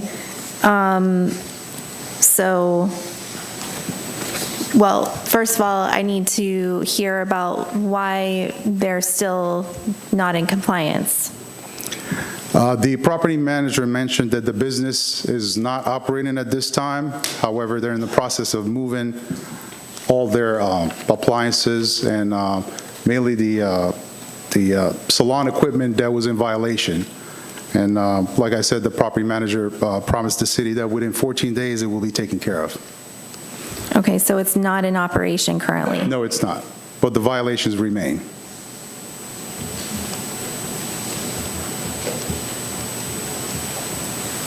Okay, so, all right, I want to take a look at each one. So for violation A, there was a permit required for the wall or door. Correct. Was a permit application submitted? No, not that we know of, no. Okay. And for violation B, a permit for plumbing for the pedicure chairs? It is the same thing. No permits have been submitted so far. Okay. And not for C or D either? Correct. Okay.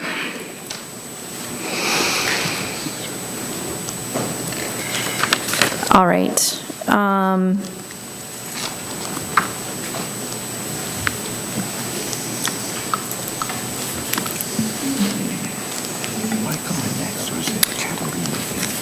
No, she said that. And so, okay, let me hear from the gentleman here. So can you state your name and address for the record? Yep, my name is Jody Lee, 777 Cortland Boulevard. I'm the on-site property manager for this. You know, there was a miscommunication with the person that was renting the property. It's a nail salon. There's a communication issue with evidently failure to understand. But there was also, there's different parts of this. It's on the last report on page 3 of 4, it says it was closed because the business is out of business. They closed down, so it says closed on page 3 of 4. It says he closed his case, then he reopened it 7 days later. And on page 4 of it, it says passed on here. And I have if you don't know, I'm a city commissioner in Deltona. And I have spoke to Danny Ron about this. I was unaware about these fines that we're incurring because somebody did not tell me or was dishonest in their representation to our communication. I was unaware of any fines that were being imposed all this time, but I'm sure we'll take that up at another time. Well, as you know, we do mail the orders. I had conversations with Danny Ron several times concerning this property, and I was in no way, shape, or form told that there was fines incurring on this property. Okay. Zero. Okay, so the comments that you're referring to, are these related to things that occurred after my order? Because I ordered on May 24th. Well, according to that, before that, I was told by Danny Ron that it wasn't going to be on because I was going to attend that hearing, and he told me he was going to take it off. I didn't have to attend the hearing. That's why I wasn't here. Because I had spoke to other people in Code Enforcement Department, and they knew I was going to be at that hearing, but I was told, along with our city attorney, that I don't need to attend because he was taking it off so we can get these problems taken care of. But evidently, I can tell somebody was not totally transparent and honest since this has transpired.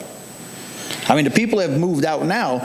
I was speaking about 2 weeks to get this taken care of so I can just rip all the stuff out because I can't have access to the property. The tenant still has it. And I can't get in there until the 1st of December. But now I'm being here now about these fines. This is the first I'm hearing about the fines because I had these conversations with Mr. Danny Ron, that's the code enforcement manager, and several other people in code enforcement, and I was unaware of any of these fines being taken place. Okay, well, again, I mean, we do mail the orders, so that should have been mailed to the property address that's on the property appraiser's website. So are you in agreement with the request the city is making about the 14 days from, I guess that would be 14 days from today, is what you're asking? Yeah. Correct. That Yes, you ma'am, are that's given fine. to I mean, come into compliance? I only needed really a week. I can't get access to the property that suite until the 1st of December, when they're done paying their rent and they're supposed to be out. They just closed up. They just disappeared. Okay, so They're not responding at all, but I can get in there on December 1st. Okay, so the 14 days you're amenable to. All right. Then, okay, I do have to, so first of all, I'll say that I'm admitting the case file as Exhibit A. I find that the notices were properly given in this case. I'm going to find that respondent in this case failed to correct the violation by the time specified in the special magistrate's prior order in this case. However, the fine will not be imposed if at the request of the city, if the violations are corrected in the next 14 days, which would give me the date again? That would be December 13th. December 13th. So I'm going to say 4 o'clock p.m., December 13th. So if they are corrected by December 13th at 4 o'clock p.m., then the fines will not be imposed. If the correction is not completed by that time, then the fines will be imposed as set forth in my prior order and will continue to run until the property is brought into compliance and an affidavit of compliance has been filed by the code inspector. Respondent shall notify the code inspector to verify compliance, so please make sure you stay in contact with him. Yes, ma'am. Okay? Aye. Thank you.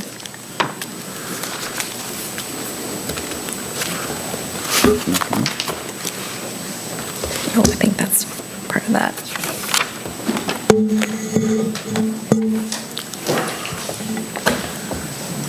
Okay.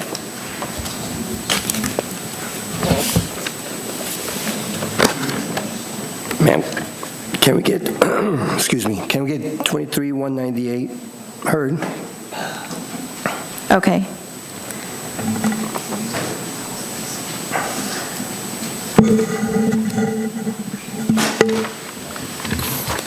What address is that? Was that? The address. 1040? 1049 East Normandy.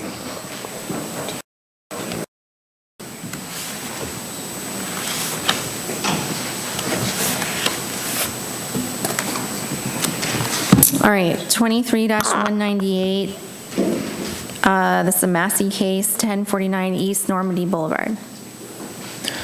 Good evening. My name is Jeff Scott. I'm employed by the City of Deltona as Code Compliance Officer.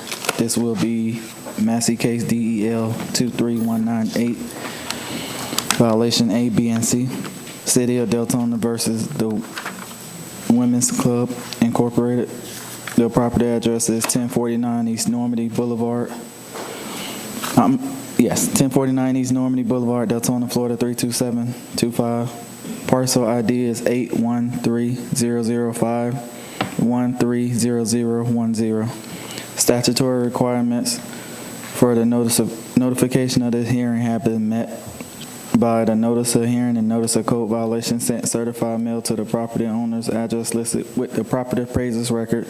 In addition, both notices were posted at City Hall at least 10 days prior to this hearing. All of the evidence in this case, including photographs, have been marked as exhibits and submitted to the special magistrate clerk. I certify any and all photographs to be true and accurate portrayals of what I observed the day they were taken. It was ruled on April 26, 2023 that the property owner was given 120 days to comply. The owner did not come into compliance within those 120 days and has been receiving a fine of $175 a day since August 24, 2023. As of today, the property has accrued a total fine of $17,150 over 98 days. Did you say 17,150? Yes, ma'am. Over how many days? 98 98. days. Okay, and so are you alleging that there's a violation remaining of A, B, and C? Yes, ma'am. The exterior surfaces, which is the column, the roof in disrepair.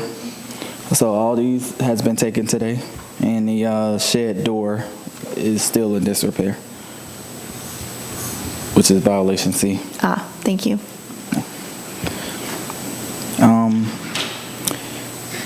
With the recommendation from the legal department, the city would like to provide an extension of 30 days, which will expire at 4 p.m. on December 29th, 2023. If the violation still exists after December 29th, 2023, the city requests to retroact fine from the original order. Okay, so you're asking, similar to the last case, for there to be no fine imposed if they come in compliance in the next 30 days? Correct, which is December 29th.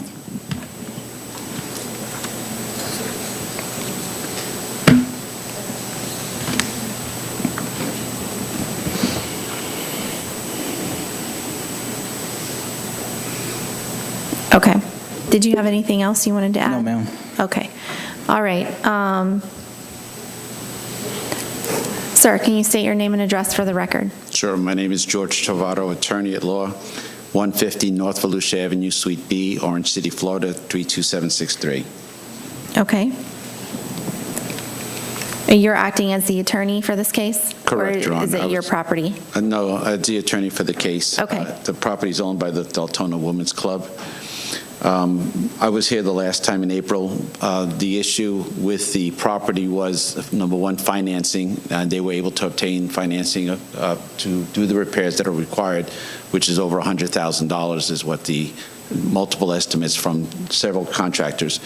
They've spent over $8,000 on engineering plans, have been submitted to the city, permits have been issued, and the work has begun. As you can see, it looks like it's in disrepair, but the reality of it is it looked a lot worse than it did now, and they've already started the work and getting that process started. We simply asked to allow us 60 more days to get this job completed. We will definitely, probably in the next 30 days, have violation A and C completed, and B, hopefully within 60 days. Okay. Well, the city's asking me for 30. So are you amending, is the city willing to amend that or not? That will be the decision made by... I mean, I've spoken with the manager, and I'm assuming he might be amenable to that.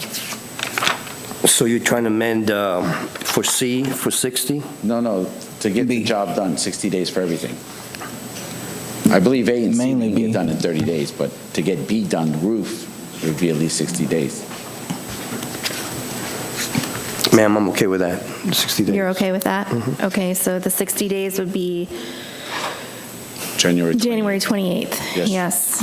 Okay. I have nothing further, Your Honor. I'm sorry? I said I have nothing further. Okay. All right. All right, so I find that I'm admitting the case file as Exhibit A. I find that the notices were properly given in this case. I find that respondent in this case failed to correct the violation by the time specified in the special magistrate's prior order in this case. However, the fine will not be imposed if the property is brought into compliance in the next 60 days, which would be 4:00 p.m. on January 28th of 2024.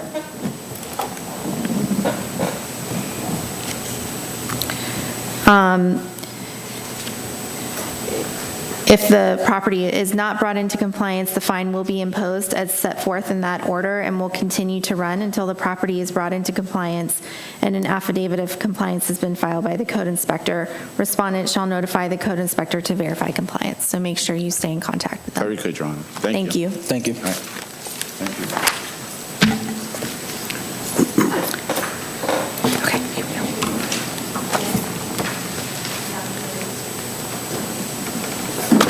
Oh, I had one here before. Ma'am, we have the next one on Teams. Okay, is this 23-265? 23. Sam, you're up. Wait, which case is this? Which one is it?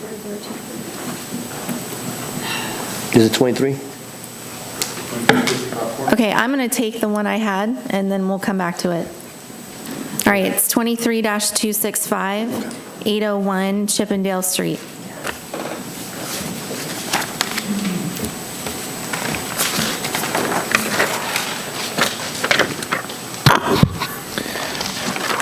My name is Larry Sparling. I'm employed by the City of Deltona as a code compliance officer. This will be case number DEL 23-265, the City of Deltona versus Misael Garcia, Jaritza Cortez.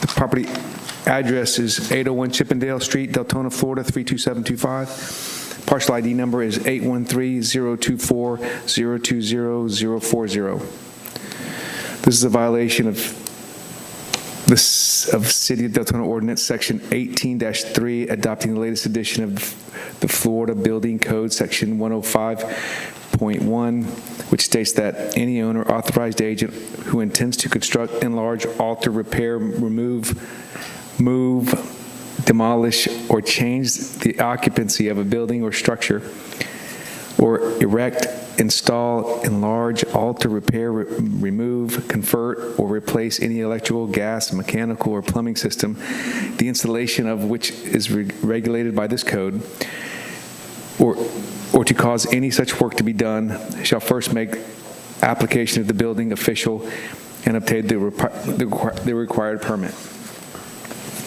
Corrective action for said violation is you must provide permit for the shed.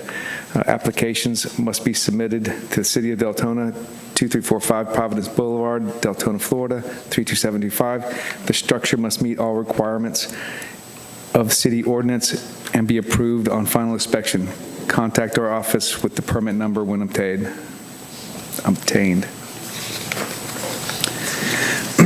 The statutory requirements for notification of this hearing have been met by the notice of hearing and notice of code violation were sent certified mail to the property owner address listed with the property appraiser's records. In addition, both notices were posted on the property and City Hall at least 10 days prior to this hearing. All of the evidence in this case, including photographs, have been marked as exhibits and submitted to Special Magistrate Clerk.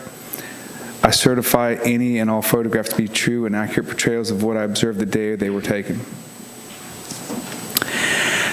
This case is a reactive case that began on August 16th due to a complaint of a structure being added without permits. On August 16th, I observed the shed being built in the backyard without a permit.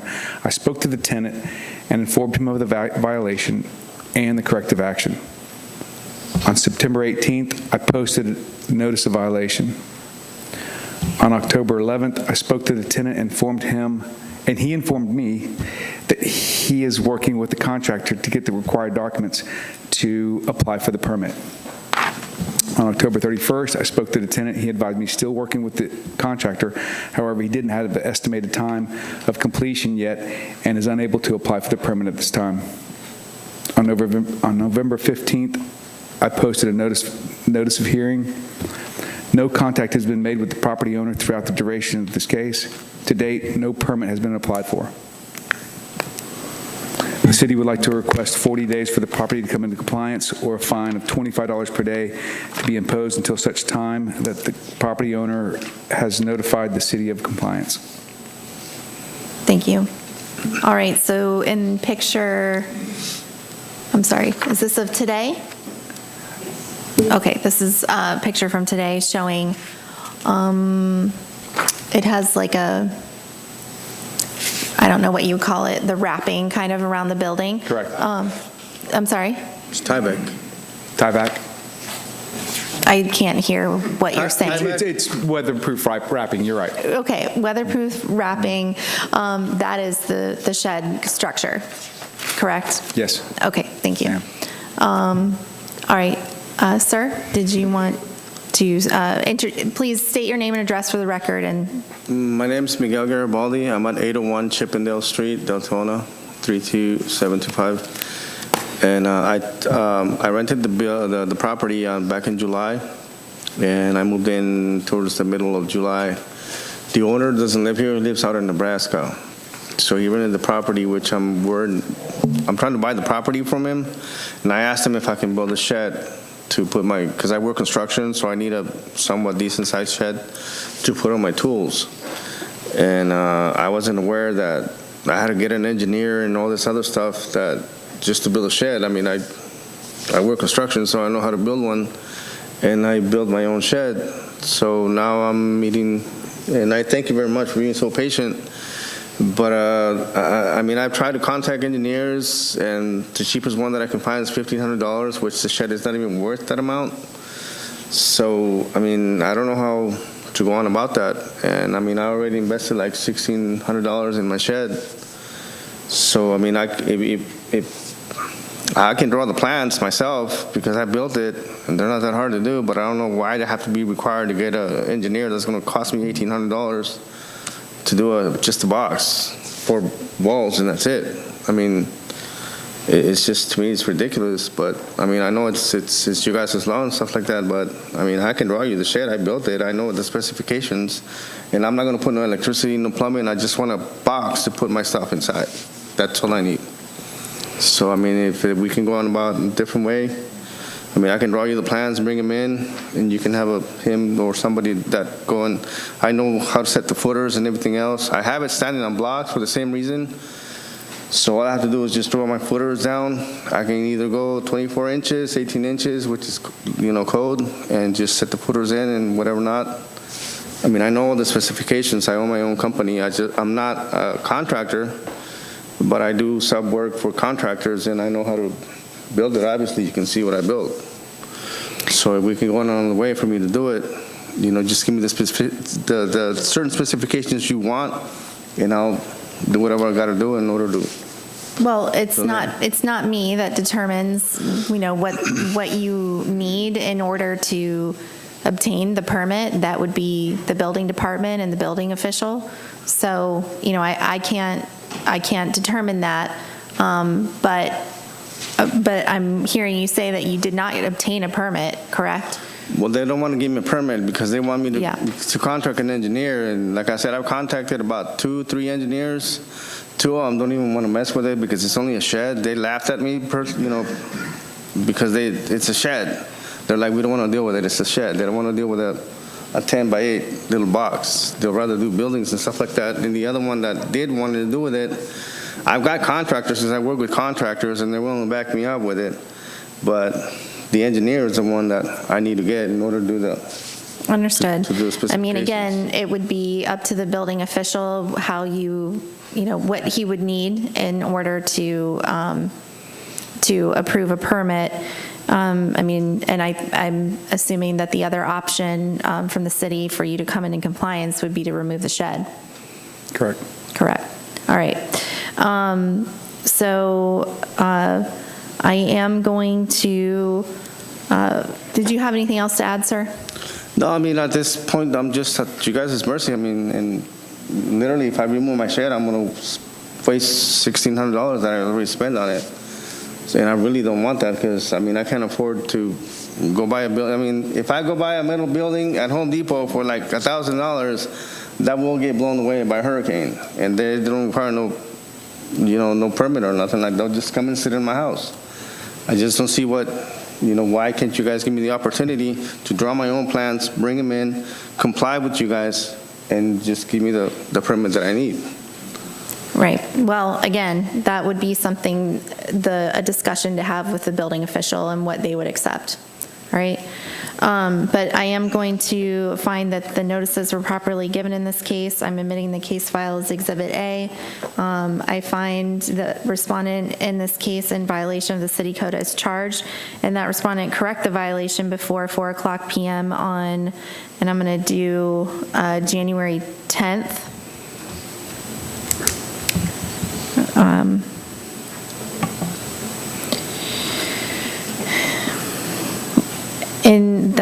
January 10th, 2024. In the event respondent does not comply by the state, a fine in the amount of $25 per day will be imposed for each day the violation continues past the aforestated date. Respondent is further ordered to contact the code inspector to verify compliance with this order.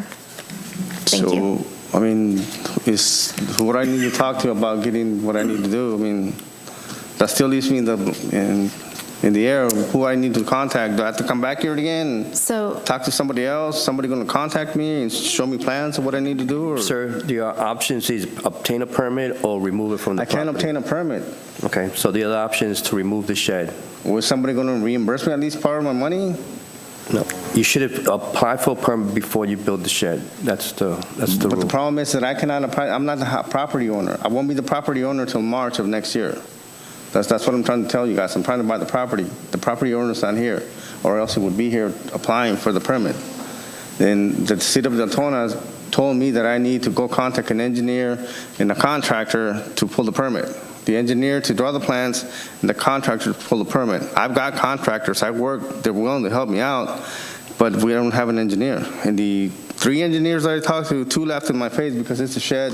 One wants $1,500 to draw plans. So, I mean, if you guys know of any engineers here that's not going to charge me this insane amount of money for a little square box, I mean, I'm not going to put anything to it. I just want a box to put my tools. So I've already made my ruling, so if you want to, I don't know if Mr. Ron or one of the other officers want to continue the conversation, but that needs to occur in the hall, because I've already made my ruling. So, thank you.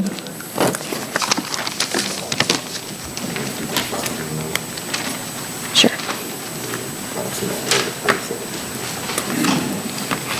Okay. So is the fire one ready, 23-024, that you said was on Teams?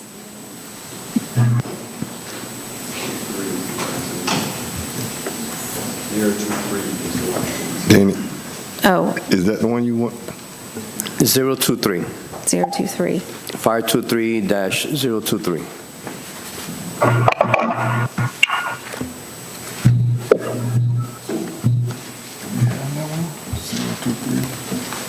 023. Do you have 023? 24.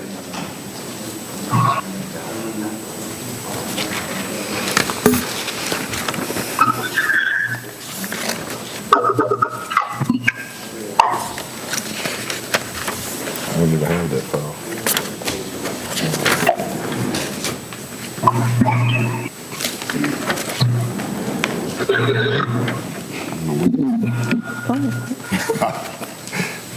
Okay, all right, so it's fire 23-023, 55 Cortland Boulevard? Yes, ma'am. All right, For the record, my name is Samuel Schaller. I'm employed by the City of Deltona as the Assistant Fire Marshal. This will be case number fire 23-23. The City of Deltona versus Dollar Tree Stores, Inc. The property address is 55 Cortland Boulevard, Deltona, Florida, 32738. Parcel ID is 813-06-000030.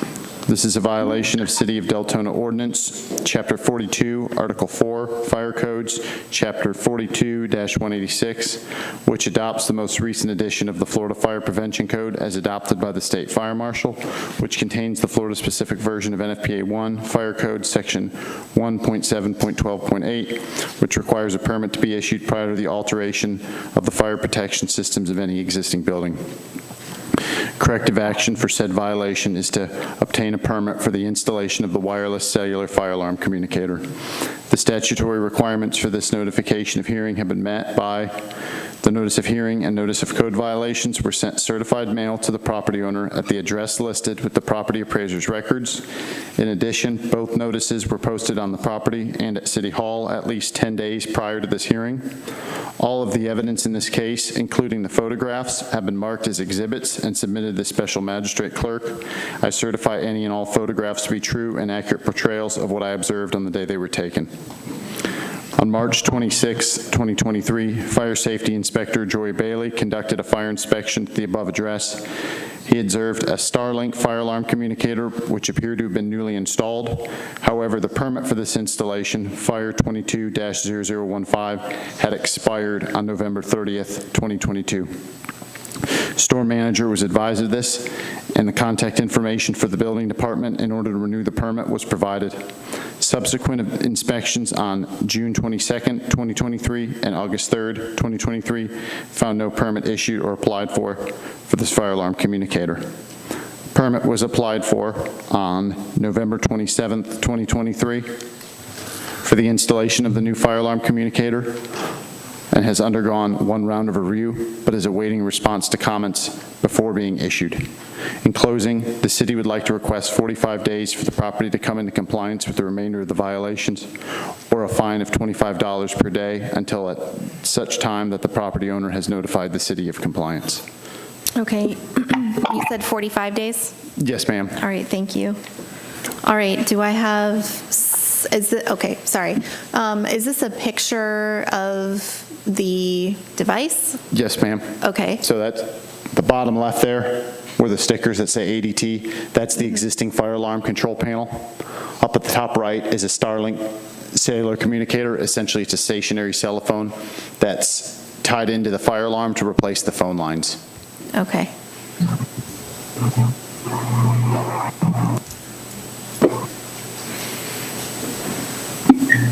All right, and do I have someone here on Teams?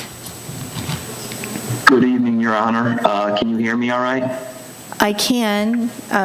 Is there there's no video. Okay. Can you state your name and address for the record?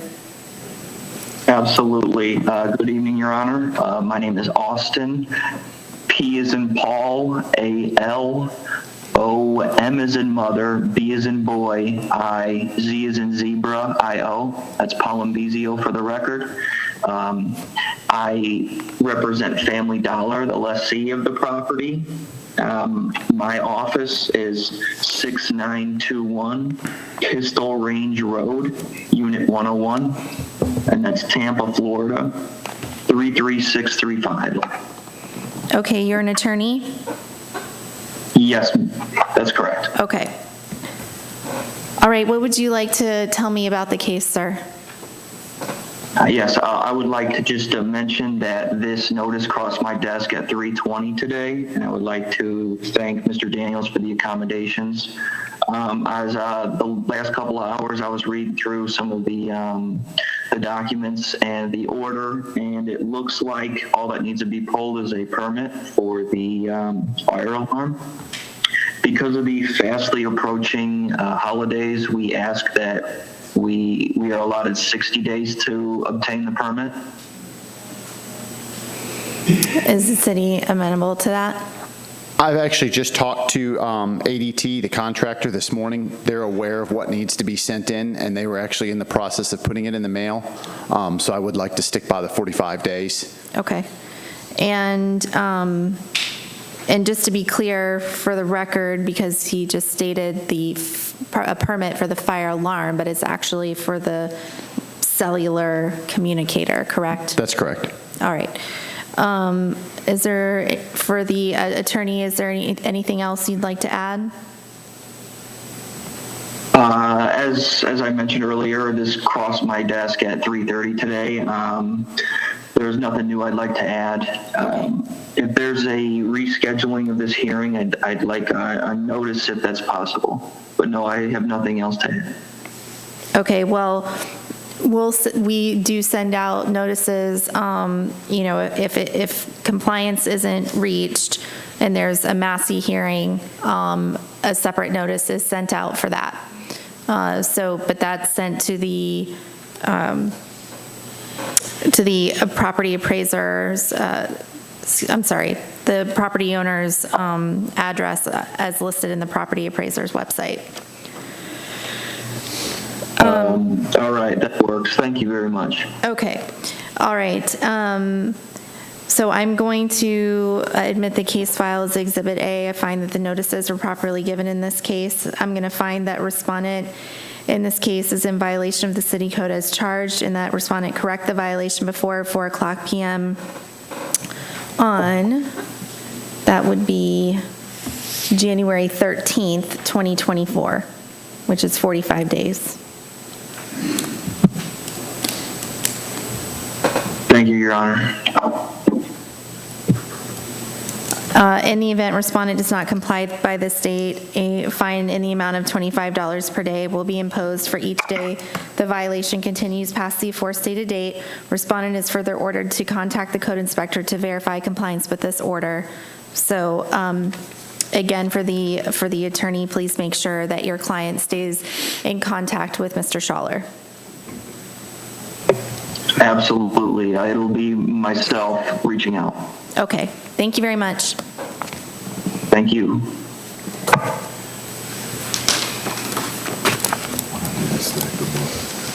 Once we get here, it'll go with the notices, so all the people that's here going through first. Yeah. Okay, so this is Fire 23-024, 766 Deltona Boulevard.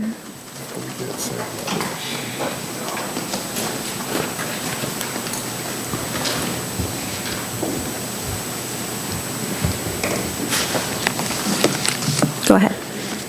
For the record, my name is Samuel Schaller. I'm employed by the City of Deltona as the Assistant Fire Marshal. This will be case number Fire 24-2023, City of Deltona versus DBK Investment, LLC. The property address is 766 Deltona Boulevard, Deltona, Florida, 32725. Parcel ID is 813-022-410050. This is a violation of City of Deltona Ordinance, Chapter 42, Article 4, Fire Codes, Chapter 42-186, which adopts the most recent edition of the Florida Fire Prevention Code as adopted by the State Fire Marshal, which contains the Florida-specific version of NFPA 1 Fire Code, Section 1.7.12.8, which requires a permit to be issued prior to the change of occupancy of any existing building. And Mr. Schaller, sorry, before you continue, are we still talking about all four?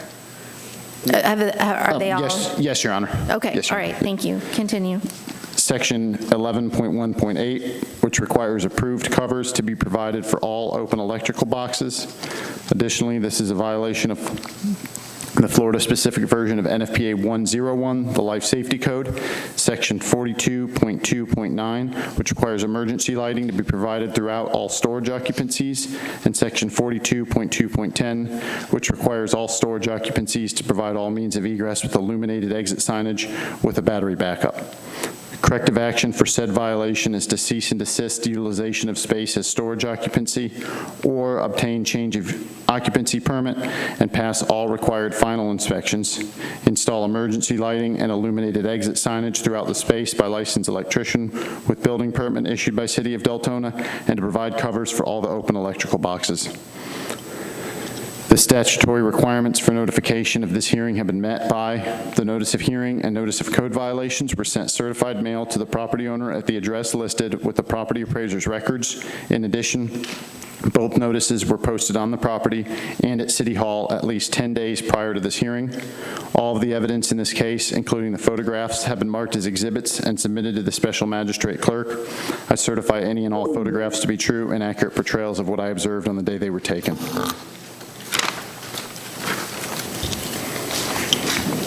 On April 13th, 2023, Fire Safety Inspector Joy Bailey conducted a fire inspection at this space. He observed it in use as a storage occupancy with various items, including an automobile stored in this space. Upon conducting research, due to the building that was once fully occupied, just for clarification, this is a two-story building. It has a ground floor and then it has a semi-sub-level to it. It was formerly fully occupied by DBK Builders up until 2014, in which a separate tenant moved upstairs, which triggered the requirement for tenant separation between the upstairs and the bottom separation. There's a letter on file from DBK stating that the basement shall remain vacant and secured due to it no longer being considered an accessory usage to the upstairs occupancy. The property owner was advised to remove all storage from the space or apply for a change of occupancy permit through the City of Deltona. Following up, there was a bit of difficulty getting a response from the property owner or a representative to conduct a reinspection. However, contact was made, and on August 21st, 2023, a reinspection was conducted by myself and Fire Inspector Bailey and found that the storage was still in place and no change of occupancy permit had been applied for. On October 6th, 2023, myself and Fire Inspector Bailey conducted a re-inspection and found that no storage had been removed. And we spoke to and explained to the property owner's representative, Richard, that due to the building being formally classified as a single-tenant business occupancy, use with the business office upstairs and what was considered accessory storage below, this was no longer valid due to having two completely separate occupants, as the upstairs area was now being rented out to a medical office and the downstairs was now storage for DBK construction, which is what triggered the change of occupancy classification and the additional requirements for a storage occupancy such as emergency lighting. During the inspection, it was noticed there was no emergency lighting provided or no means of egress, exit signs provided throughout the space, and several electrical boxes were missing covers. A report was left with Richard on the property, and then the change of occupancy guidelines and requirements were also sent via email. On November 13th, 2023, I spoke with Mr. Damon Crude, I apologize if I pronounced that name wrong, from DBK Construction, inquiring regarding the requirements for change of occupancy, in which I did inform him a bit of what would need to be done, a permit application applied for, and that fire separation would be required because of the different occupancy classifications. As of today's date, no change of occupancy permit has been applied for. I'd also like to state that in reviewing the case this morning, most likely the change of occupancy classification may require a revised site plan for planning and zoning due to different parking calculations, since there are now two different occupants instead of the single tenant using the entire building. So in closing, the city would like to request 60 days for the property to come into compliance with the remainder of the violations, or a fine of $100 per day until such time that the property owner has notified the city of compliance. $100 per day would be for each one or total? Cumulative for each one. For total, sorry. For total, okay, so essentially 25 each. Yes, ma'am. Okay. And, okay, so 1.7.12.8 is the change of occupancy, requiring the permit before the change of occupancy, correct? That's correct. And you discussed there were no covers on how many electrical boxes? 2? I believe there were 2 or 3. I don't have the exact number in front of me. Did you have pictures of that or no?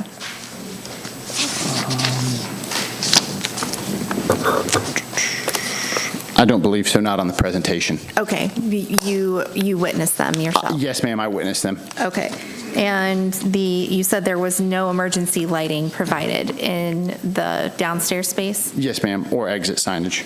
And no exit signage? Okay, none at all. Okay, thank you. Okay, sir, can you state your name and address for the record? Yes, ma'am. My name is Brian Mahoney. My address is 1383 White Oak Drive in Winter Springs, Florida, 32708. Okay. I'm representing DBK. Damon Cruid, the last person he spoke with, he is the owner of DBK. This is one of our buildings that we own in Volusia County. We own many of them. I'm not here to deny anything that he said. It is true. We have an upstairs occupant that's utilizing the office. Downstairs is simply a garage. It's extra space. The owner's father actually uses it. We have no issue bringing it up to compliance. We did have an issue with an architect. We currently have an architect. I can give the court some updated photos of what it looks like, because I know his photos were dark, just to show a little bit more in detail. We ask if we could get 6-month extension so that we can get all the permits needed. It's going to have to go through fire. It's going to have to go through building. We're still trying to figure out the classification between the 2 floors. We are going to put it back to just a storage facility. It's not an occupied space. There's no one doing business out of it. It is literally just storage. So. Okay. City, do you have a response to that request? Yes, I would not be okay with 6 months due to the fact that there are vehicles, other pieces of machinery stored below a medical office.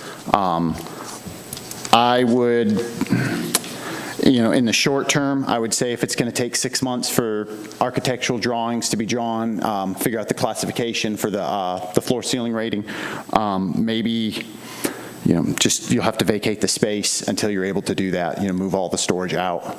So we are a fully licensed general contractor. We hold all our own MEPs, electrical, mechanical, and plumbing. I'm just at the mercy, unfortunately, of this architect to draw it for me. We're actually planning on submitting it the week of the 12th, December 12th, to the city. I just want to make sure we do have adequate time with the holidays approaching and everything else. Again, I can give you some updated photos of what's actually in it. There's no more vehicles in it. He is correct. It is a doctor's space upstairs.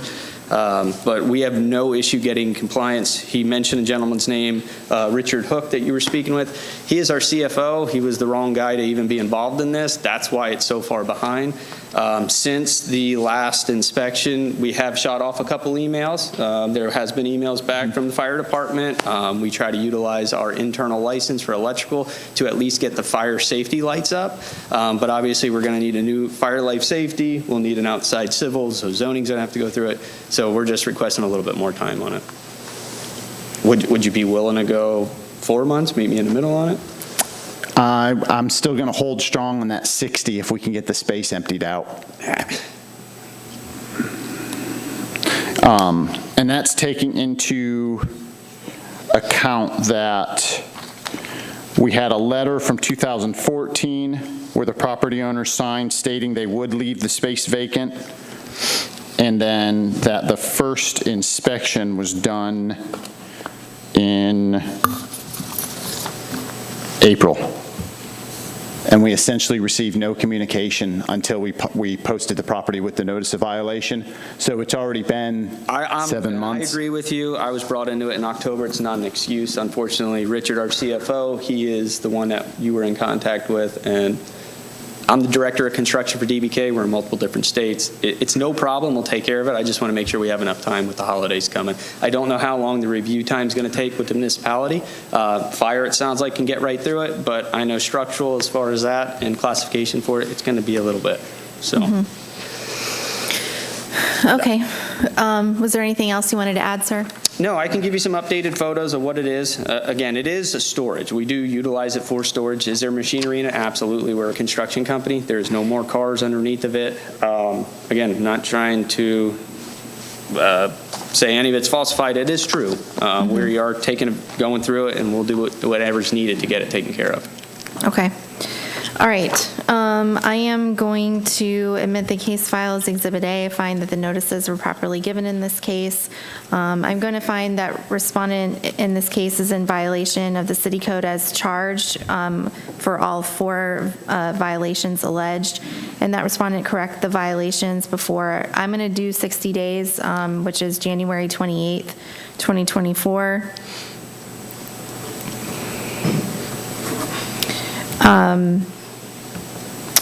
In the event respondent does not comply by the state, a fine in the amount of, and that would be $25 per day for each violation, or $100 total, will be imposed for each day the violation continues past the aforestated date.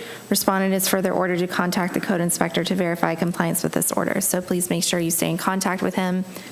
I think he's offered, a possible solution, which is to remove the items while if it is taking longer. So I'm going to stick with the 60 days as requested. Okay. Thank you. Thank you. Thank you.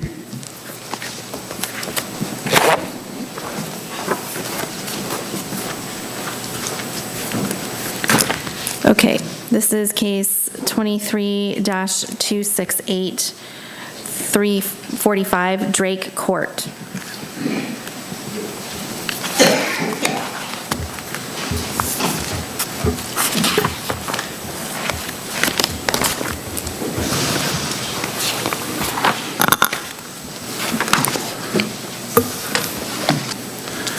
My name is Bashir Turkzi, and I'm employed by the City of Deltona as a code compliance officer.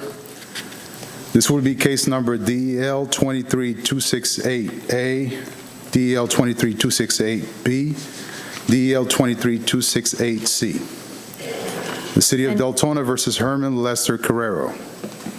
The property address is 345 Drake Court, Deltona, Florida 32725. The parcel ID number is 8130-1024-0450. This property is being brought before the special magistrate for more than one violation. These violations are as follows. Violation A. This is a violation of the City of Deltona Ordinance Section 18-3, adopting the latest edition of the Florida Building Code Section 105.1, which states that any owner, authorized agent who intends to construct, enlarge, alter, repair, move, demolish, or change the occupancy of a building or structure, or to erect, install, enlarge, alter, repair, remove, convert, or replace any electrical, gas, mechanical, or plumbing system, the installation of which is regulated by this code, or to cause any such work to be done, shall first make application to the building official and obtain the required permit. Corrective action for said violation is to obtain a permit for the concrete work and pads. Applications must be submitted to the City of Deltona, 2345 Providence Boulevard, Deltona, Florida, 32725. The structure must meet all requirements of city ordinance and be approved on final inspection. Contact our office with the permit number when obtained. Violation B. This is a violation of City of Deltona Ordinance Section 18-3, adopting the latest edition of the Florida Building Code Section 105.1, which states that any owner or authorized agent who intends to construct, enlarge, alter, repair, move, demolish. Mr. Charksey, you don't have to read that each time. It is the same, yeah. Okay. Yeah, all right. So the second violation is for the AC electrical. Okay. And the third violation, violation C, is for the addition. Okay. Okay. The statutory requirements for notification of this hearing have been met by the notice of hearing and notice of code violation being sent certified mail to the property owner at the address listed with the property appraiser's records. In addition, both notices were posted on the property and at City Hall at least 10 days prior to this hearing. All of the evidence in this case, including photographs, have been marked as exhibits and submitted to the special magistrate clerk. I certify any and all photographs to be true and accurate portrayals of what I observed on the day they were taken. These cases were reactive cases that were opened on May 9th, 2023, after receiving a complaint from a resident about construction work being done at this property without a permit. After visiting the property and confirming the code violations, the property owner was notified of the violations and the corrective actions. Mr. Carrero was given 5 weeks to address the violations and obtain a permit. A notice of violation was posted on June 20th, 23 for the property owner to come into compliance by July 11th, 23. As of today, the property is still in violation. The city would like to request 40 days for the property to come into compliance or a fine of $25 per day per violation, for a total of $75 to be imposed until such time that the property owner notifies the city of compliance.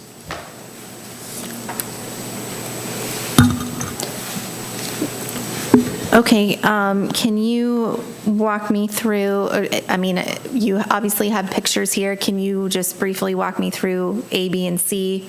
What am I looking at? A is for the concrete work, as you can see, right next to the pool on both sides. In the previous picture, the older picture from the property appraisers, there was no concrete pads present, and in this one you can see clearly the concrete on either side of the pool area? On both sides of the pool area.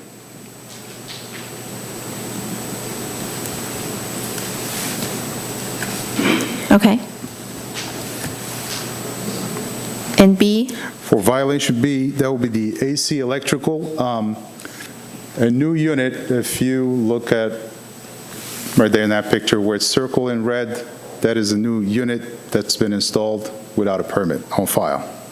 An electrical box? No, it's the electrical work that's required for the AC. Oh, electrical work for yes. AC.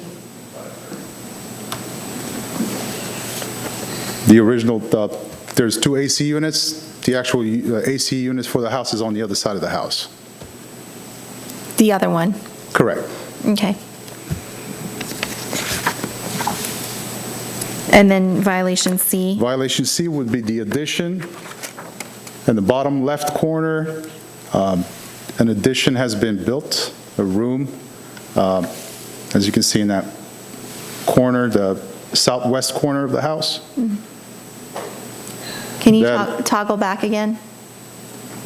To the previous, okay. All right. So that, the addition was also built without a permit on file.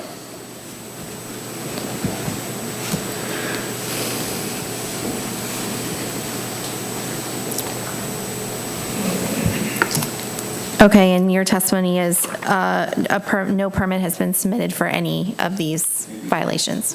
Permits have been submitted, but they were missing some files that Mr. Carrero is going to share with us later on. There was a permit that's been applied for, but it hasn't been approved. Okay. And so do you, in your recommendation for 40 days, is that because they have already started the process of submitting the permit, you believe that that would be a sufficient amount of time? Correct, but Mr. Carrero was going to share some information. I just spoke with him in the hallway, and he requested some more time. Okay. I'll I'll let him make the request, okay? Yes. All right. Sir, can you state your name and address for the record? My full name is Herman Lester Carrero, and I live at 345 Drake Court, Deltona, Florida, 32725 is the zip code. Okay. What would you like to tell me about the case? Since I got the notice, violation, I initially started working because hurricane damage, but I since then acquired the service of engineer Ruben Munoz, so I'll let him speak on my behalf. Okay. Okay.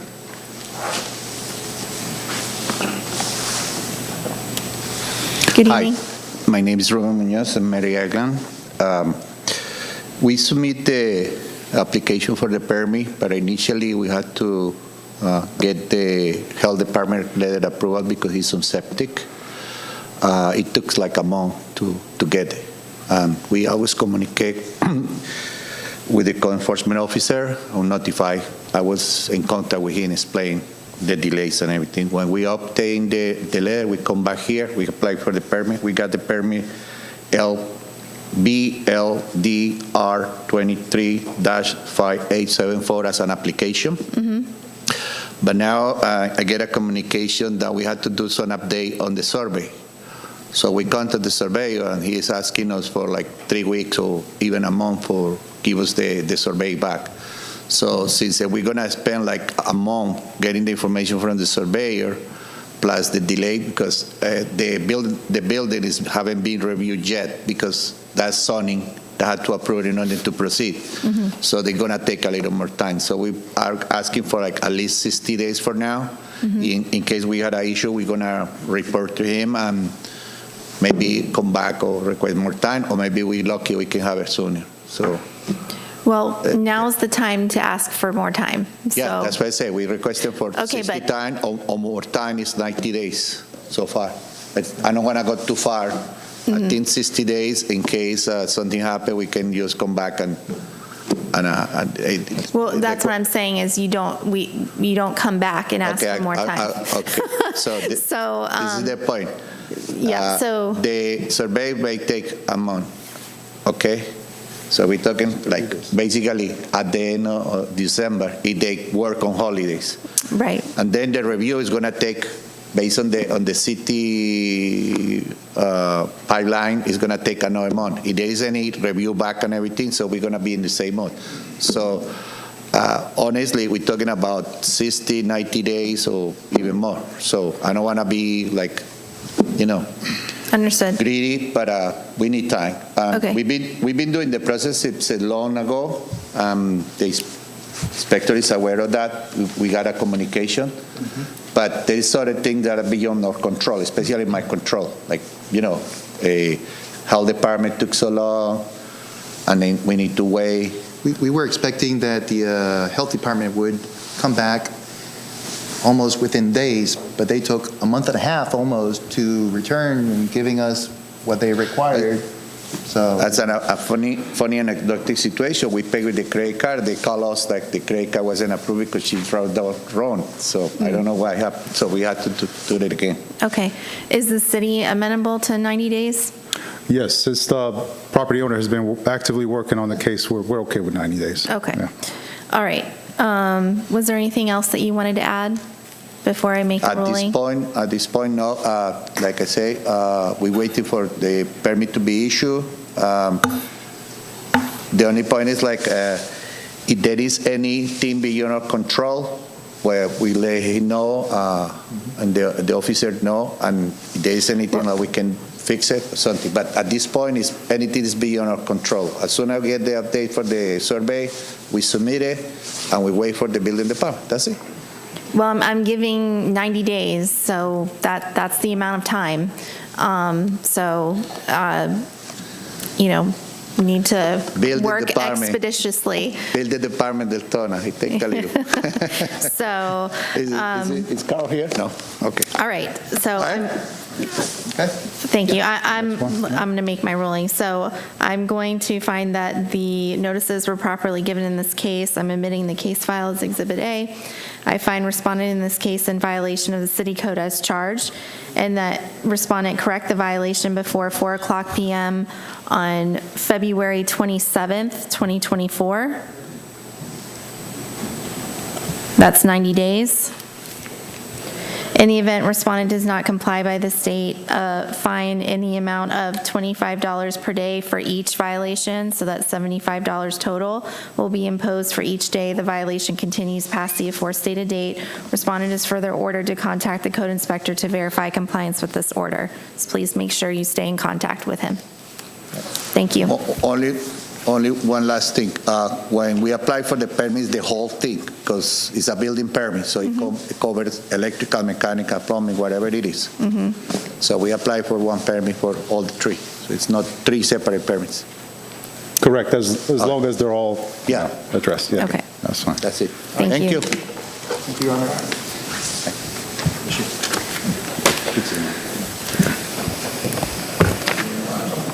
What do I have? This is case 23-252, Massey case, 2196 Howland Boulevard.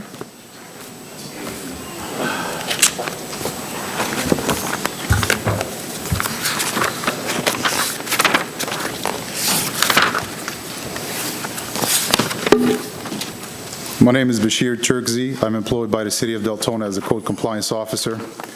This will be Massey case number DEL 23252, City of Deltona versus Circle K Stores, Inc., CO Real Estate Department.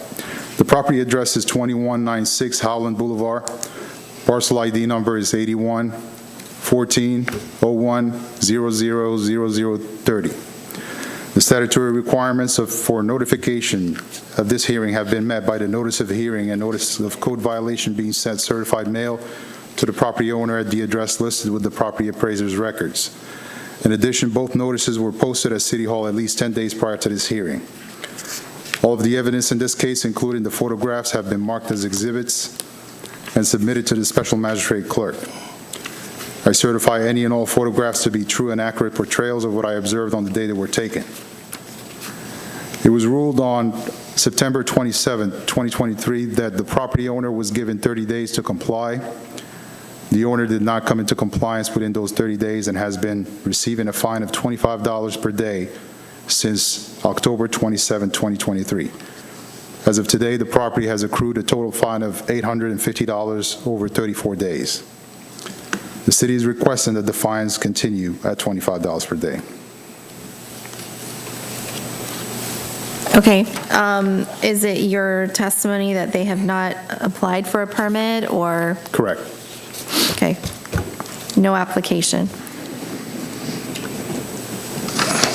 Was there anything else you wanted to add? Nope. That'd be Okay. all. All right. Can you state your name and address for the record? Yes, I'm Lee Murrah. I live in the community at 3308 Planter Drive in Deltona 32738.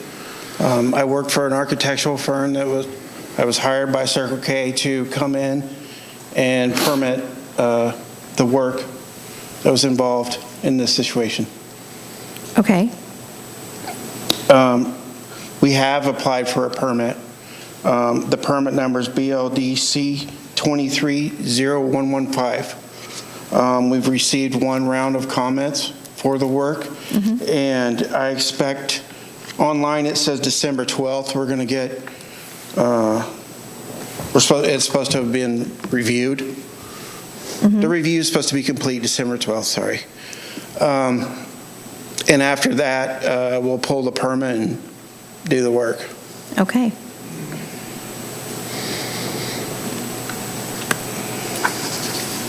All right.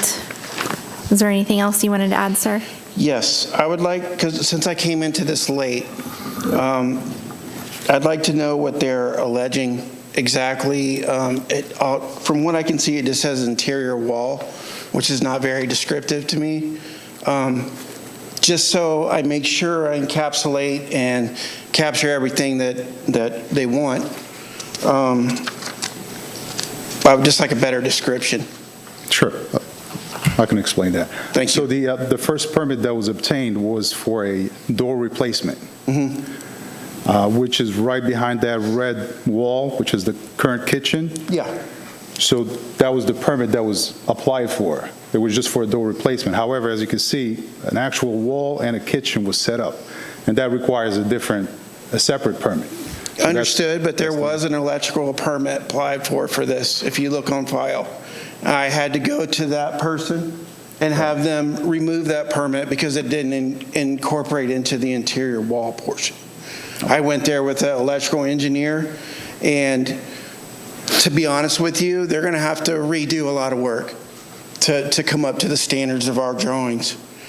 So $25 a day, I understand that they're late. It is their fault. I would like to make the situation right. They did apply for an electrical permit, and it was not the best work, to be honest with you. This is my community. I take pride in it. I'd like to see the work done right, and I'd like to see Circle K in a positive light from code enforcement and building department, because they do have a lot of stores here. And we do have continuing architectural services with the city of Deltona, my company. Okay. So we're here to do the right thing, and I assure you that. We've submitted comprehensive plans that include the electrical, and it says interior wall on here. Also the interior wall, I've done a life safety analysis of what they did, also an ADA analysis to make sure they're still in compliance, and they are still in compliance, but they're going to have to redo a lot of wiring. And the wall seems to be okay. It's not a big deal. But like I said, our plans are submitted. They've been reviewed, and they're just going to have to, I'm just telling you outright, they're going to have to pull a lot of wire out and put a lot of new wire back in because of their mistake. All right, thank you. I mean, it understood that you want to do the right thing, and that's what should happen. But, you know, obviously, from what I'm hearing, there hasn't been compliance within the date that I ordered, which was October 27th. Yes, that's what it sounds like. Yeah. So I am going to find that I'm admitting the case file as Exhibit A.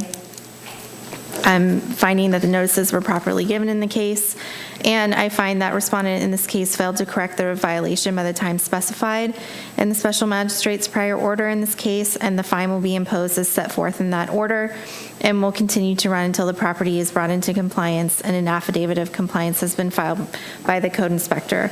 Respondent shall notify the code inspector to verify compliance, so please make sure you stay in contact with him. Okay. I appreciate your efforts in trying to come into Yeah, no problem. compliance. Thank you. I appreciate the work that code enforcement does. Thank you. There you go. Yep. Thanks, man. I called you. Okay. It was, you said, my name's Lemur, and you put Lemur. Okay, this is case 23-275, 1596 Canfield Terrace.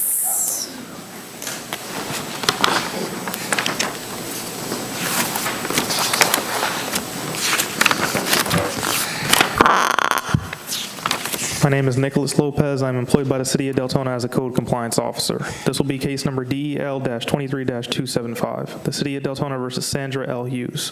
The property address is 1596 Canfield Terrace, Deltona, Florida 32725. The parcel ID number is 813-0550-30100. This is a violation of city... Sorry, pause for 1 minute, Yes, ma'am. because I'm not finding it on my agenda. It's what? At the bottom.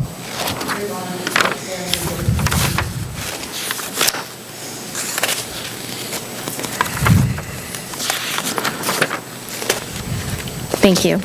Okay, I'm sorry. This is not a Massey case. No, ma'am. Go ahead.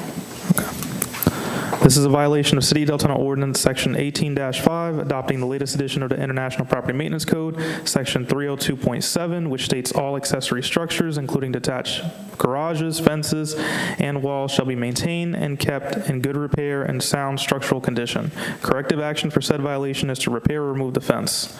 The statutory requirements for notification of this hearing have been met by the notice of hearing and notice of code violation were sent certified mail to the property owner at the address listed with the property appraiser's records. In addition, both notices were posted at City Hall at least 10 days prior to this hearing. All of the evidence in this case, including the photographs, have been marked as exhibits and submitted to the special magistrate clerk. I certify any and all photographs to be true and accurate portrayals of what I observed on the day they were taken. This was a proactive case. On September 3rd, 2023, a fence was observed in disrepair at the property. A door hanger was left at the residence. Throughout the course of the case, contact was established with the residents who were made aware of the ordinance. As of today, November 29th, 2023, the property is still in violation. The city would like to request 45 days for the property to come into compliance or a fine of $25 per day to be imposed until such time that the property owner has notified the city of compliance. Thank you. Yes, ma'am. Okay, so is this a picture from today? No, ma'am. Okay, do you have one from today or no? Mary?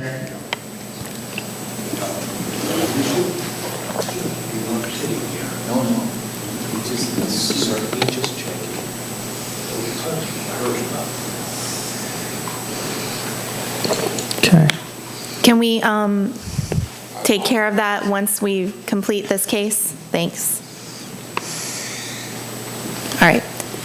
Sorry, I was distracted. This No is worries. today. Okay, and this is, all right, so parts of the fence are leaning.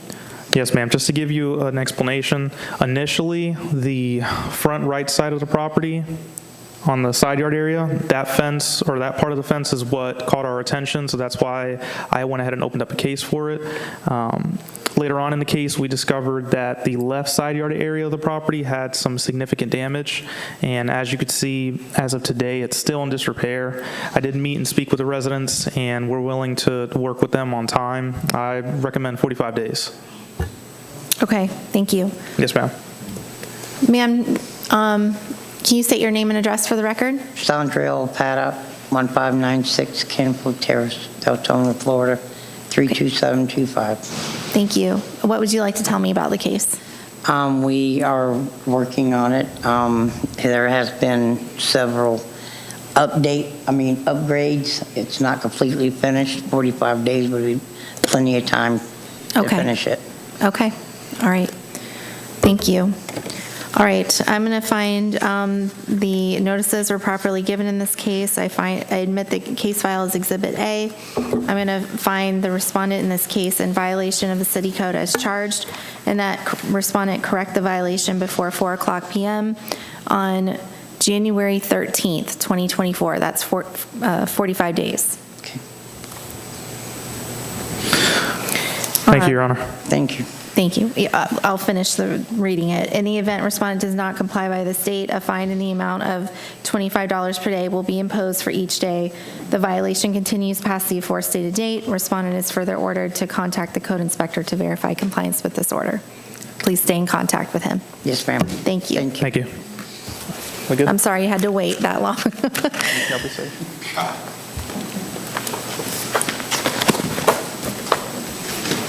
All right. This is DEL 23-272, 1369 Woodbine Avenue.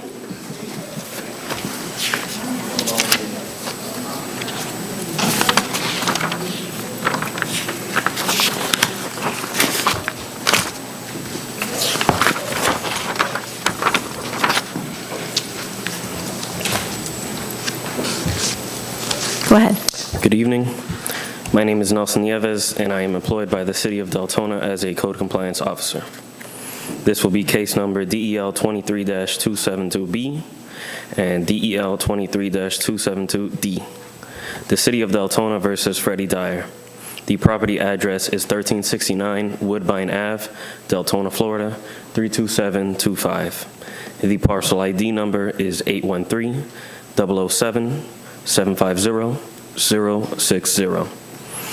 This property is being brought before the special magistrate for more than one violation. These violations are as follows.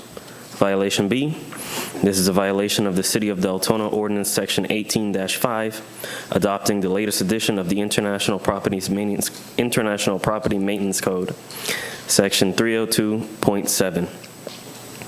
which states all accessory structures, including detached garages, fences, and walls, shall be maintained and kept in good repair and sound structural condition.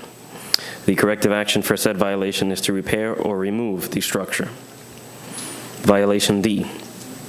This is a violation of the City of Deltona Ordinance Section 18-5, which adopting the latest edition of the International Property Maintenance Code, Section 305.3, which states interior surfaces, including windows and doors, shall be maintained in good, clean, and sanitary condition. Peeling, chipping, flaking, or abraded paint shall be repaired, removed, or covered. Cracked or loose plaster, decayed wood, and other defective surface conditions shall be corrected. The corrective action for said violation is to repair or replace interior surface.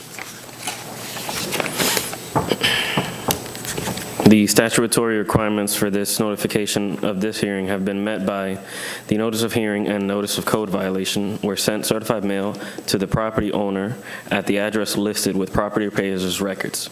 In addition, both notices were posted on the property and at City Hall at least 10 days prior to this hearing. All of the evidence in this case, including photographs, have been marked as exhibits and submitted to the special magistrate clerk. I certify any and all photographs to be true and accurate portrayals of what I observed on the day that they were taken. Violation B. This is a reactive case that began on August 25th, where the next day I had established contact with the tenants, Mr. and Mrs. Tischer. They allowed me into the backyard of the home where they showed me the fence. I observed the panel on the left-hand side of the home was propped up against the post and leaning. Another panel towards the back of the home was held up by a pulley system that had previously fallen down that the tenant had made. Other panels of the fence were leaning on the neighboring fences, and some were missing planks. The tenants had already spoken with the landlord prior about this, and I was informed that he was also at the property the year prior, but that nothing was done. I was also informed by the tenants that they had obtained legal counsel and would be sending a notice to withhold rent to the landlord. I tried contacting the property owner, Freddie, but I only got his voicemail. A message was left. I received 2 separate voicemails from the tenant, and I was able to call and speak with her on September the 14th and was informed that she had received a text message from the landlord stating that they were responsible for the damages to the home and that rent would be increased. On September 21st, I was able to speak with Freddie, and I informed him of the violation. I was informed that he was in the process of evicting the tenants and that he would correct the violation as soon as he took over the property. A notice of violation was posted to the property on September the 29th, and I tried contacting the landlord again, but got his voicemail. I left another message. On October 12th, I drove to the property and spoke with the tenant. I was informed that nothing has been done and that they haven't had any contact with the landlord.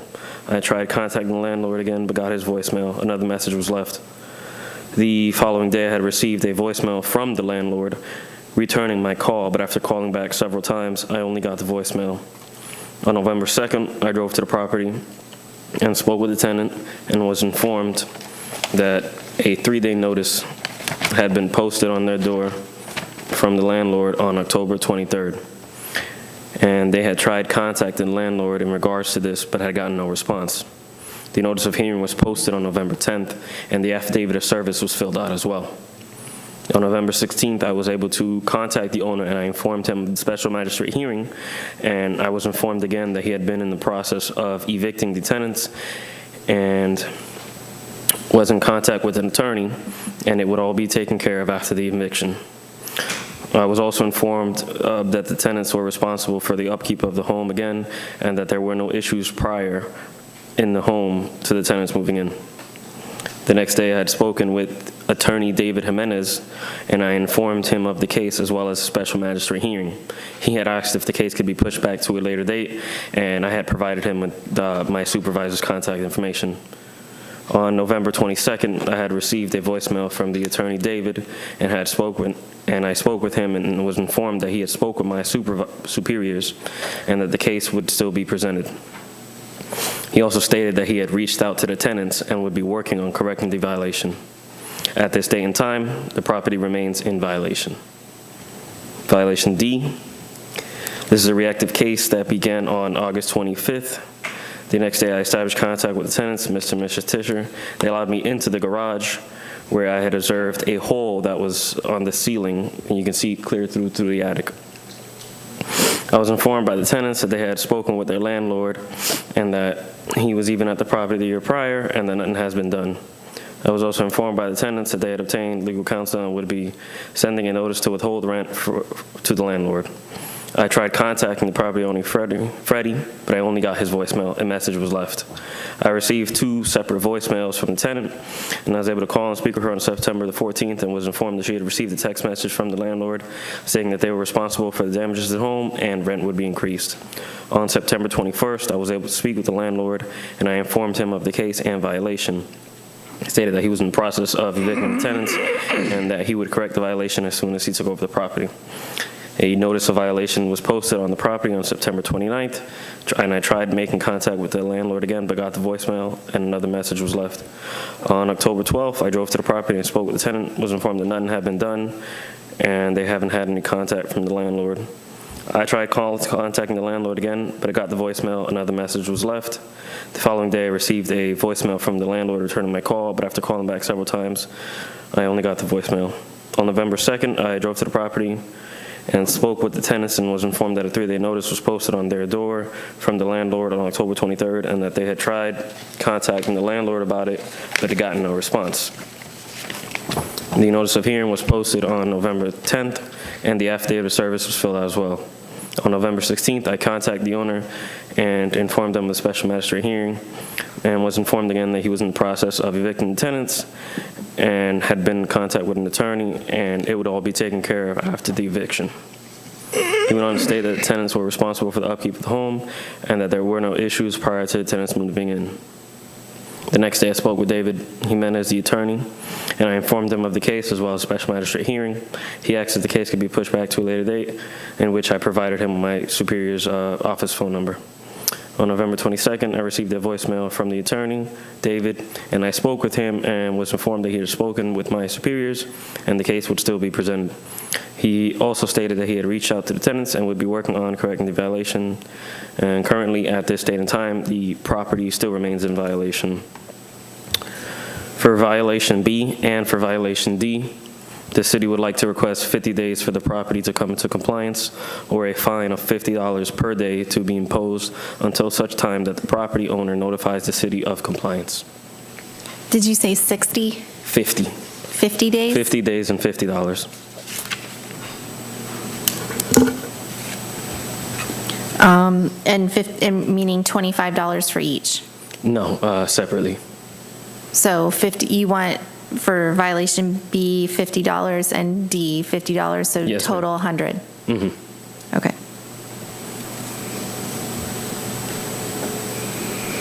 Okay, and to be clear, violation A has come into compliance? Yes, ma'am, that specific case has.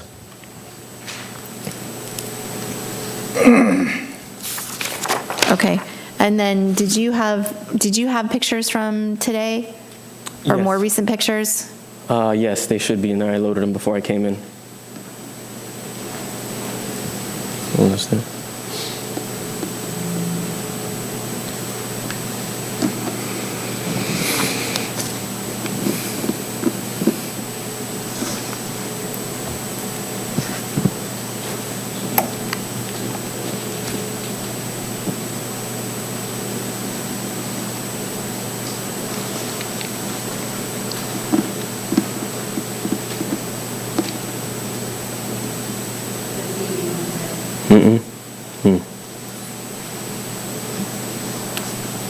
Okay, did you make an inspection today? Yes, ma'am, I did. Okay, and so did you see that the fence panels were in the same condition Yes, ma'am. and the ceiling?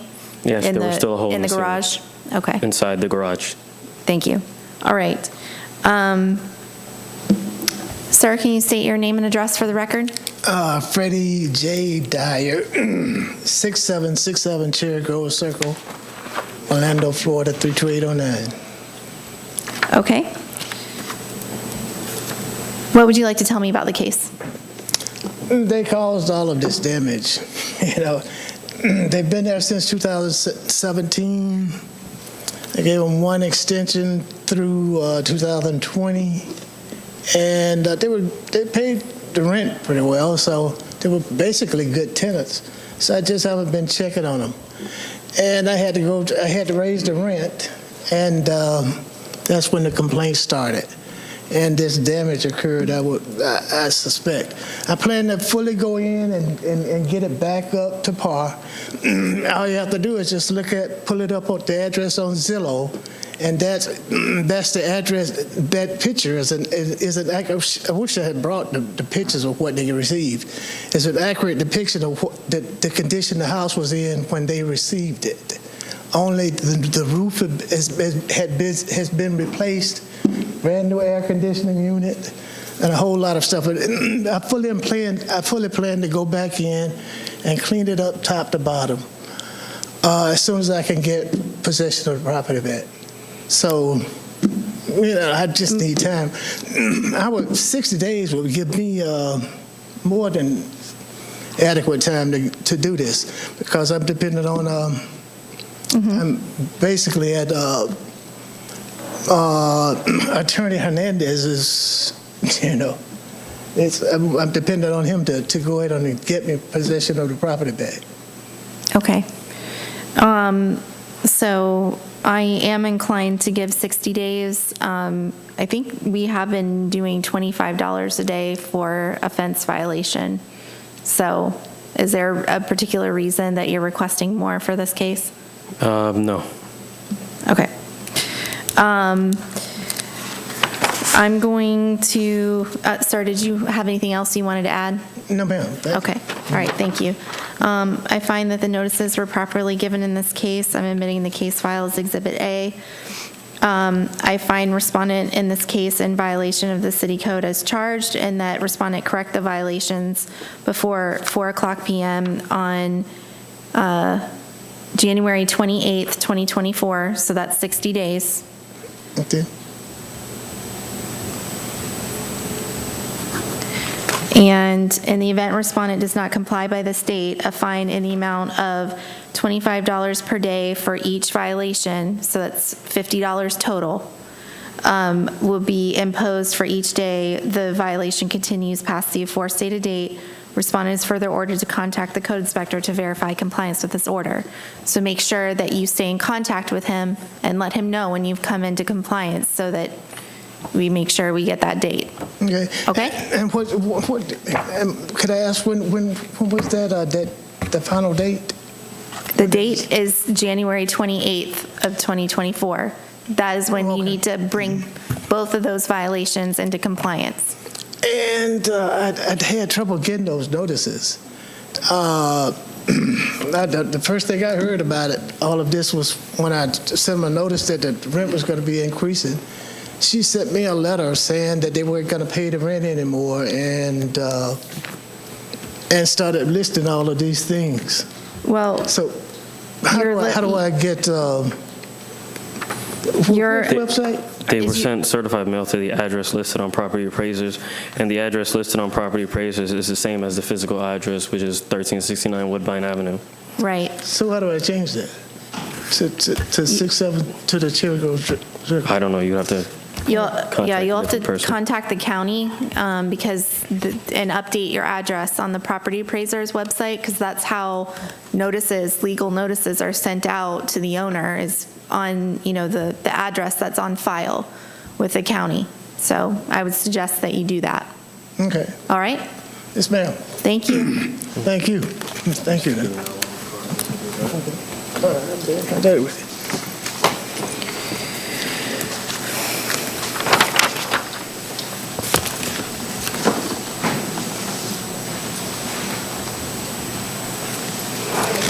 All right, so this is case 23-232, 1258 East Fowler Drive.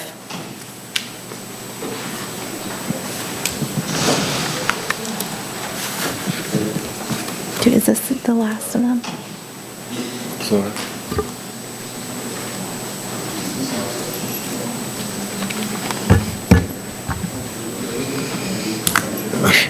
We're good. All right. Go ahead. My name is Kristen Coulter. I'm employed by the City of Deltona as a code compliance officer. This will be case number DEL 23-232, violation B, C, and D. The City of Deltona versus HPA 3 Acquisitions 1 LLC. The property address is 1258 East Fowler Drive, Deltona, Florida 32725. The parcel ID number is 813-010-190-430. This property is being brought before the special magistrate for more than one violation. All 3 violations are no permit cases. If it's all right with you, I'll read the violation one time and then the 3 corrective actions. Yes. This is a violation of the City of Deltona Ordinance Section 18-3, adopting the latest edition of the Florida Building Code, Section 105.1, which states that any owner, authorized agent who intends to construct, enlarge, alter, repair, move, demolish, or change the occupancy of a building or structure, or to erect, install, enlarge, alter, repair, remove, convert, or replace any electrical, gas, mechanical, or plumbing system, the installation of which is regulated by this code, or to cause any such work to be done, shall first make an application to the building official and obtain the required permit. The corrective actions are to obtain a permit for the pipes and the plumbing, to obtain a permit for the addition, and to obtain a permit for the shed. The statutory requirements for the notification of this hearing have been met by. The notice of hearing and notice of code violation were sent certified mail to the property owner at the address listed with the property appraiser's records. In addition, both notices were posted on the property and at City Hall at least 10 days prior to this hearing. All of the evidence in this case, including photographs, have been marked as exhibits and submitted to the special magistrate clerk. I certify any and all photographs to be true and accurate portrayals of what I observed on the day they were taken. These cases were proactive cases that came about due to primary reactive complaints at that property. These cases began on June 25th, 2023 for several no permit issues. While investigating the primary complaint made by the tenant at this property, I observed a shed, an addition, and new plumbing that was installed without a permit. On June 26th, I posted a notice of violation for all existing violations. I posted a notice of hearing on July 16th. I was then contacted by Courtney, the compliance specialist for Pathlight Property Management, and she stated that she had already begun the process of obtaining the required permits and requested a continuance. I agreed to continue these cases so they could come into compliance voluntarily. However, no permits were obtained, and I again reached out to Courtney on September 3rd and advised her that no permits had been obtained. I again granted extra time after a conversation with her. On September 7th, Manager Danny Ron spoke to Pathlight Property Management and again explained the existing violations and the corrective actions. On September 12th, I spoke to the attorney for Pathlight Property Management and advised that there were still no permits on file. On November 14th, I posted the notice of hearing. To date, no permits are on file for the plumbing, the addition, or the shed. The city would like to request 40 days for the property to come into compliance or a fine of $150 per day total to cover all 3 violations to be imposed until such a time that the property owner notifies the city of compliance.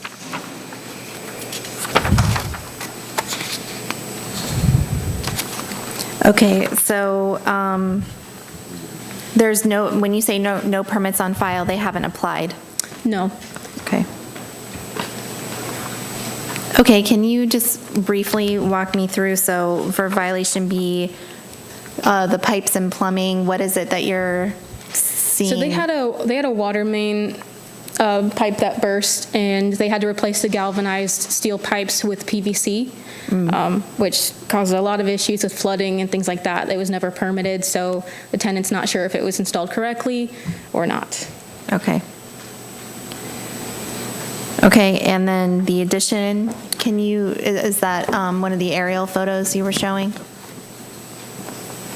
Yeah, on the corner of the house, I'm assuming the previous owner constructed an addition, closed it in to create a porch or patio.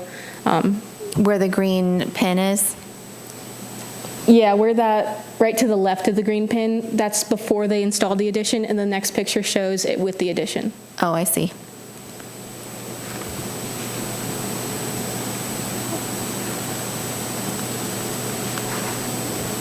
Okay, and then the shed, that's the shed.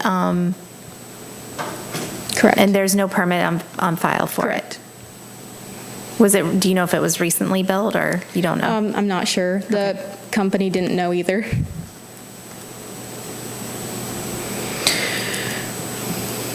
Okay, so you're requesting $50 for each one? Correct. All right. My only concern, I guess, is 40 days does seem like it would be difficult for all three. Do you feel that that's an adequate amount of time? Ever since I spoke to them in June, they said they'd already started working on it. I'm not sure if that's true or not. If they actually did, I think 40 days is a fair amount of time. Okay, understood. Thank you. All right, I'm going to admit the case file as Exhibit A, find that the notices were properly given in this case. I find respondent in this case in violation of the city code as charged, and that respondent correct the violation before 4 o'clock, all the violations before 4 o'clock p.m. on, let's see. So 40 days did we have at January 10th, I think? January 8th.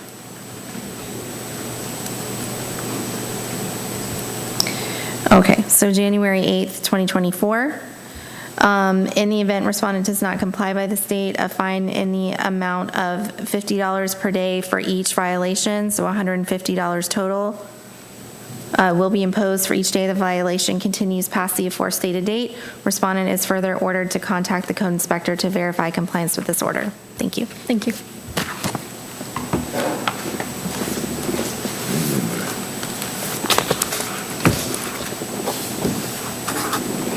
This is 23-134, a Massey case, 1507 Catalina Boulevard.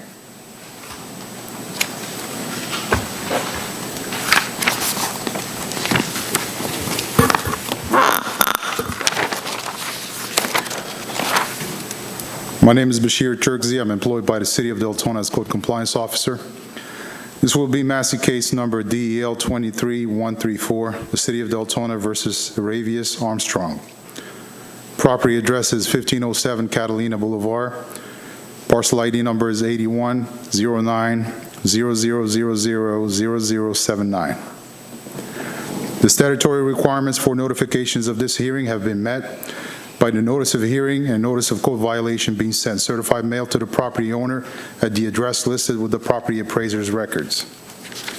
In addition, both notices were posted at City Hall at least 10 days prior to this hearing. All of the evidence in this case, including the photographs, have been marked as exhibits and submitted to the special magistrate clerk. I certify any and all photographs to be true and accurate portrayals of what I observed on the day they were taken. It was ruled on June 28th, 2023, that the property owner was given 30 days to comply. The owner did not come into compliance within those 30 days and has been receiving a fine of $100 a day since July 28, 2023. As of today, the property has accrued a total fine of $12,500 over a period of 125 days. The city is requesting that the fines continue at $100 per day. Okay. I believe the corrective action here, though, was to obtain the permit, correct? The tree removal permit. Correct. And have they applied? No, they haven't. They were one of the ways to address the violation is to obtain an SFR permit, a single-family residency permit, basically to get a permit to build a house, and that's the only. That's one of the ways that they're able to address the violation, but they haven't done that. So they haven't done either. They No. haven't gotten a tree removal permit or gotten Correct. The house permit. Okay.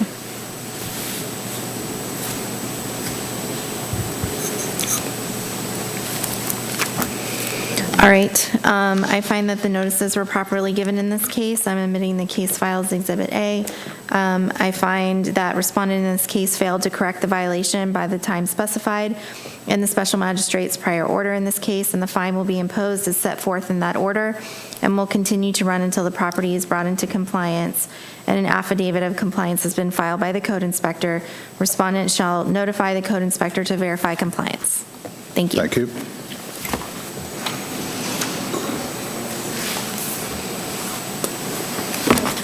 This is 23-249, Massey 2031 Saxon Boulevard.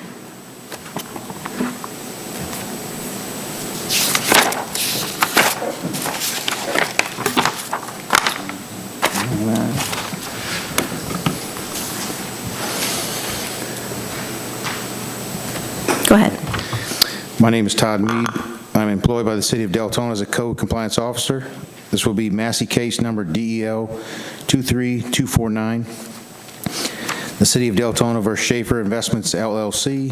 The property address is 2031 Saxon Boulevard, Deltona, Florida 32725. The parcel ID number is 802-301-120-090. The statutory requirements for notification for this hearing have been met by the notice of hearing and notice of code violation sent certified mail to the property owner at the address listed with the property appraiser's record. In addition, both notices were posted at City Hall at least 10 days prior to this hearing. All of the evidence in this case, including the photographs, has been marked as exhibits and submitted to the Special Magistrate Clerk.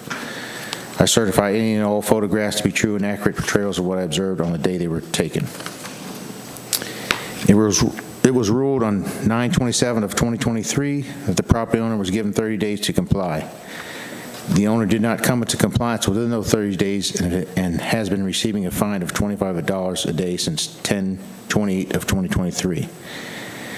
As of 11/16/2023, the owner came into compliance and did remove the slab 20 days after the date. The city would like to request the reduction in the fine to $250, a one-time fine for the owner. Okay. I'm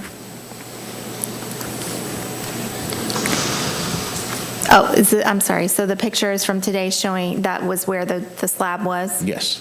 Okay.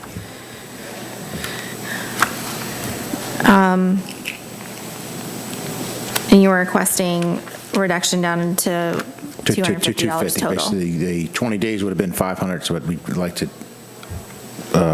ask for a reduction to $250 one time. Okay, thank you. All right, I find that the notices were properly given in this case, and I'm admitting the case file as Exhibit A. I find that respondent in this case failed to correct the violation by the time specified in my prior order, and the fine would be imposed as set forth in that order and the fine will be imposed at $250 total. And the violation has since complied on November 16th, 2023. Thank you. Thank you.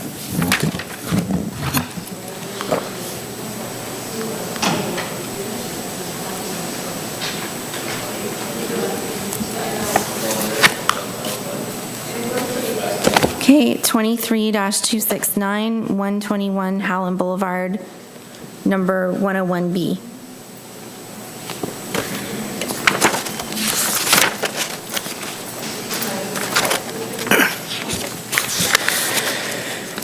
My name is Tyler Russo. I'm employed by the City of Deltona as a co-compliance officer. This will be case number DEL 23-269, the City of Deltona versus Scarpello Development LLC. The property number is 121 Howland Boulevard, Unit 101B. The parcel ID number is 920-604-000-030. This is a violation of City of Deltona Ordinance, Chapter 22, Section 22-4, which states no person shall engage in, manage, transact, or carry on any business, occupation, or profession within the city for which there is a local business tax required by this article or any other provisions of this code, unless such person shall first procure a local business receipt to conduct the same from the city. It shall be no defense of non-payment of any local business tax required by this article that the licensee did not receive any bill or notice that the same was due from the city. The corrective action for said violation is to obtain a business tax license/receipt or cease all business operations. The statutory requirements for the notification of this hearing have been met by the notice of hearing and notice of code violation were sent certified mail to the property owner at the address listed with the property appraiser's records. In addition, both notices were posted at City Hall at least 10 days prior to this hearing. All of the evidence in this case, including photographs, have been marked as exhibits and submitted to the special magistrate clerk. I certify any and all photographs to be true and accurate portrayals of what I observed on the day they were taken. This case started 188 days ago on May 25th, 2023, due to a call-in from the fire department stating that there was no business tax receipt on file for the Metro T-Mobile business. I looked back on our city records to find out that there was no business tax receipt acquired. I gave the property until July 13th, 2023 to obtain the tax receipt, which they have not accomplished. To this day, since I have posted the notice of violation, they have still yet to obtain a business tax receipt. The city would like to request a one-time fine in the amount of $250. Okay, thank you. So it's a, you said it's a T-Mobile business? A Metro by T-Mobile, yes, ma'am. And it's a home occupation? Yes, ma'am. Okay. I find that the notices were properly given in this case. I'm admitting the case file as Exhibit A. I find respondent in this case in violation of the city code as charged, and that a one-time fine of $250 shall be imposed. Thank you. Thanks.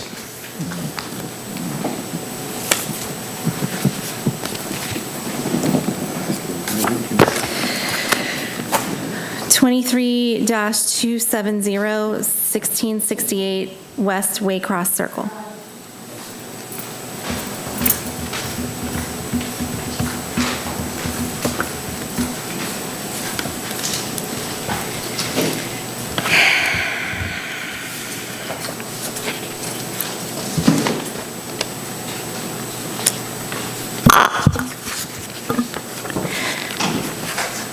Go ahead, sorry. My name is Josie Mar Jimenez. I am employed by the City of Deltona as a Code Compliance Officer. This will be case number DEL 23270, the City of Deltona versus Jesse Gonzalez. The property address is 1668 West Waycross Circle, Deltona, Florida 32725. The parcel ID is 813-055-290-110. This property is being brought before the special magistrate for more than one violation. These violations are as follows. Violation A, this violation of City of Deltona Ordinance Section 18-5, adopting the latest edition of the International Property Maintenance Code, Section 304.1, which states the exterior of the structure shall be maintained in good repair, structurally sound and sanitary, so as not to pose a threat to the public, health, safety, or welfare. The corrective action for this violation is to repair, replace, or maintain in good repair any exterior surfaces. In this case, it would be the roof. Obtain permits if required. Violation B, this violation of the City Deltona Ordinance Section 18-5, which adopts the latest edition of the International Property Maintenance Code, Section 305.3, which states interior surfaces, including windows and doors, shall be maintained in good, clean, and sanitary condition. Peeling, chipping, flaking, abraded paint shall be repaired, removed, or covered. Cracked or loose plaster, decayed wood, and other defective surface conditions shall be corrected. The corrective action for this violation is repair or replace the interior surface. In this case, would be the ceiling. The statutory requirements for notification of this hearing have been met by the notice of hearing and notice of code violation were sent certified mail to the property owner at the address listed with the property appraiser's records. In addition, both notices were posted on property and at City Hall at least 10 days prior to this hearing. All the evidence in this case, including photographs, have been marked as exhibits and submitted to the special magistrate clerk. I certify any and all photographs to be true and accurate portrayals of what I observed on the day they were taken. On March 9th, 2023, I received a complaint from the tenant, Miss Maria, who is currently living at this property about the house being unlivable with mold and leakage coming from the roof and critters coming into the house that she is renting. I arrived at the location where the tenant led me inside the home into the living room area where I found an open area to the corner of the home with no ceiling, showing exposed wood and insulation and roof exposure with sunlight coming through. I asked the tenant if property owner was working on fixing it. She replied to me, said that she has asked multiple times for the owner to fix it, and the owner refuses to fix anything into the house. I proceeded to speak with the property owner, Mr. Jesse Gonzalez, to inform him of the issue at this property. He proceeded to inform me that the damage was caused by a prior hurricane, and the insurance company is not willing to work with him into getting the property fixed. I gave the property owner 60 days to come into compliance at that time.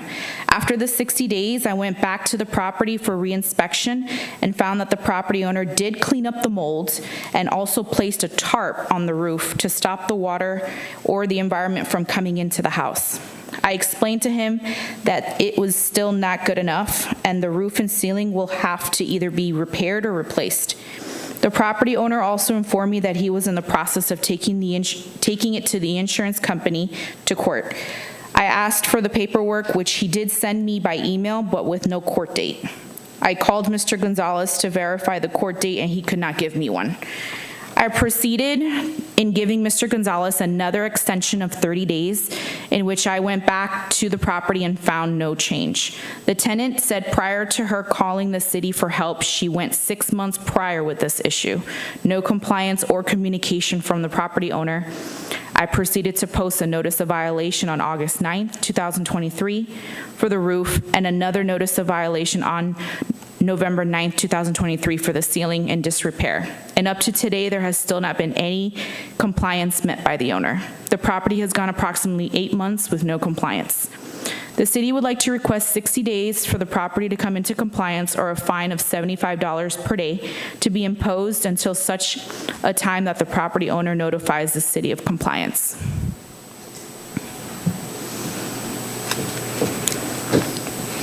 Okay. I'm inclined to do $50 for each, so $100 total. I'm okay with that.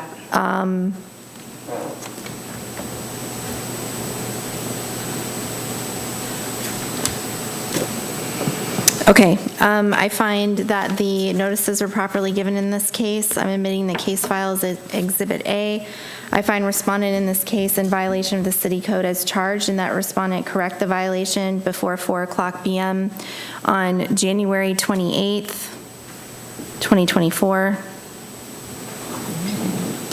In the event respondent does not comply by this date, a fine in the amount of $50 per day for each violation, or $100 total will be imposed for each day the violation continues past the aforestated date. Respondent is further ordered to contact the code inspector to verify compliance with this order. Thank you. Thank you. Okay. Is there anything else we need to address? Okay, well, otherwise we'll go ahead and adjourn. Thank you. All right. I'll run to the bathroom. I'll be right back.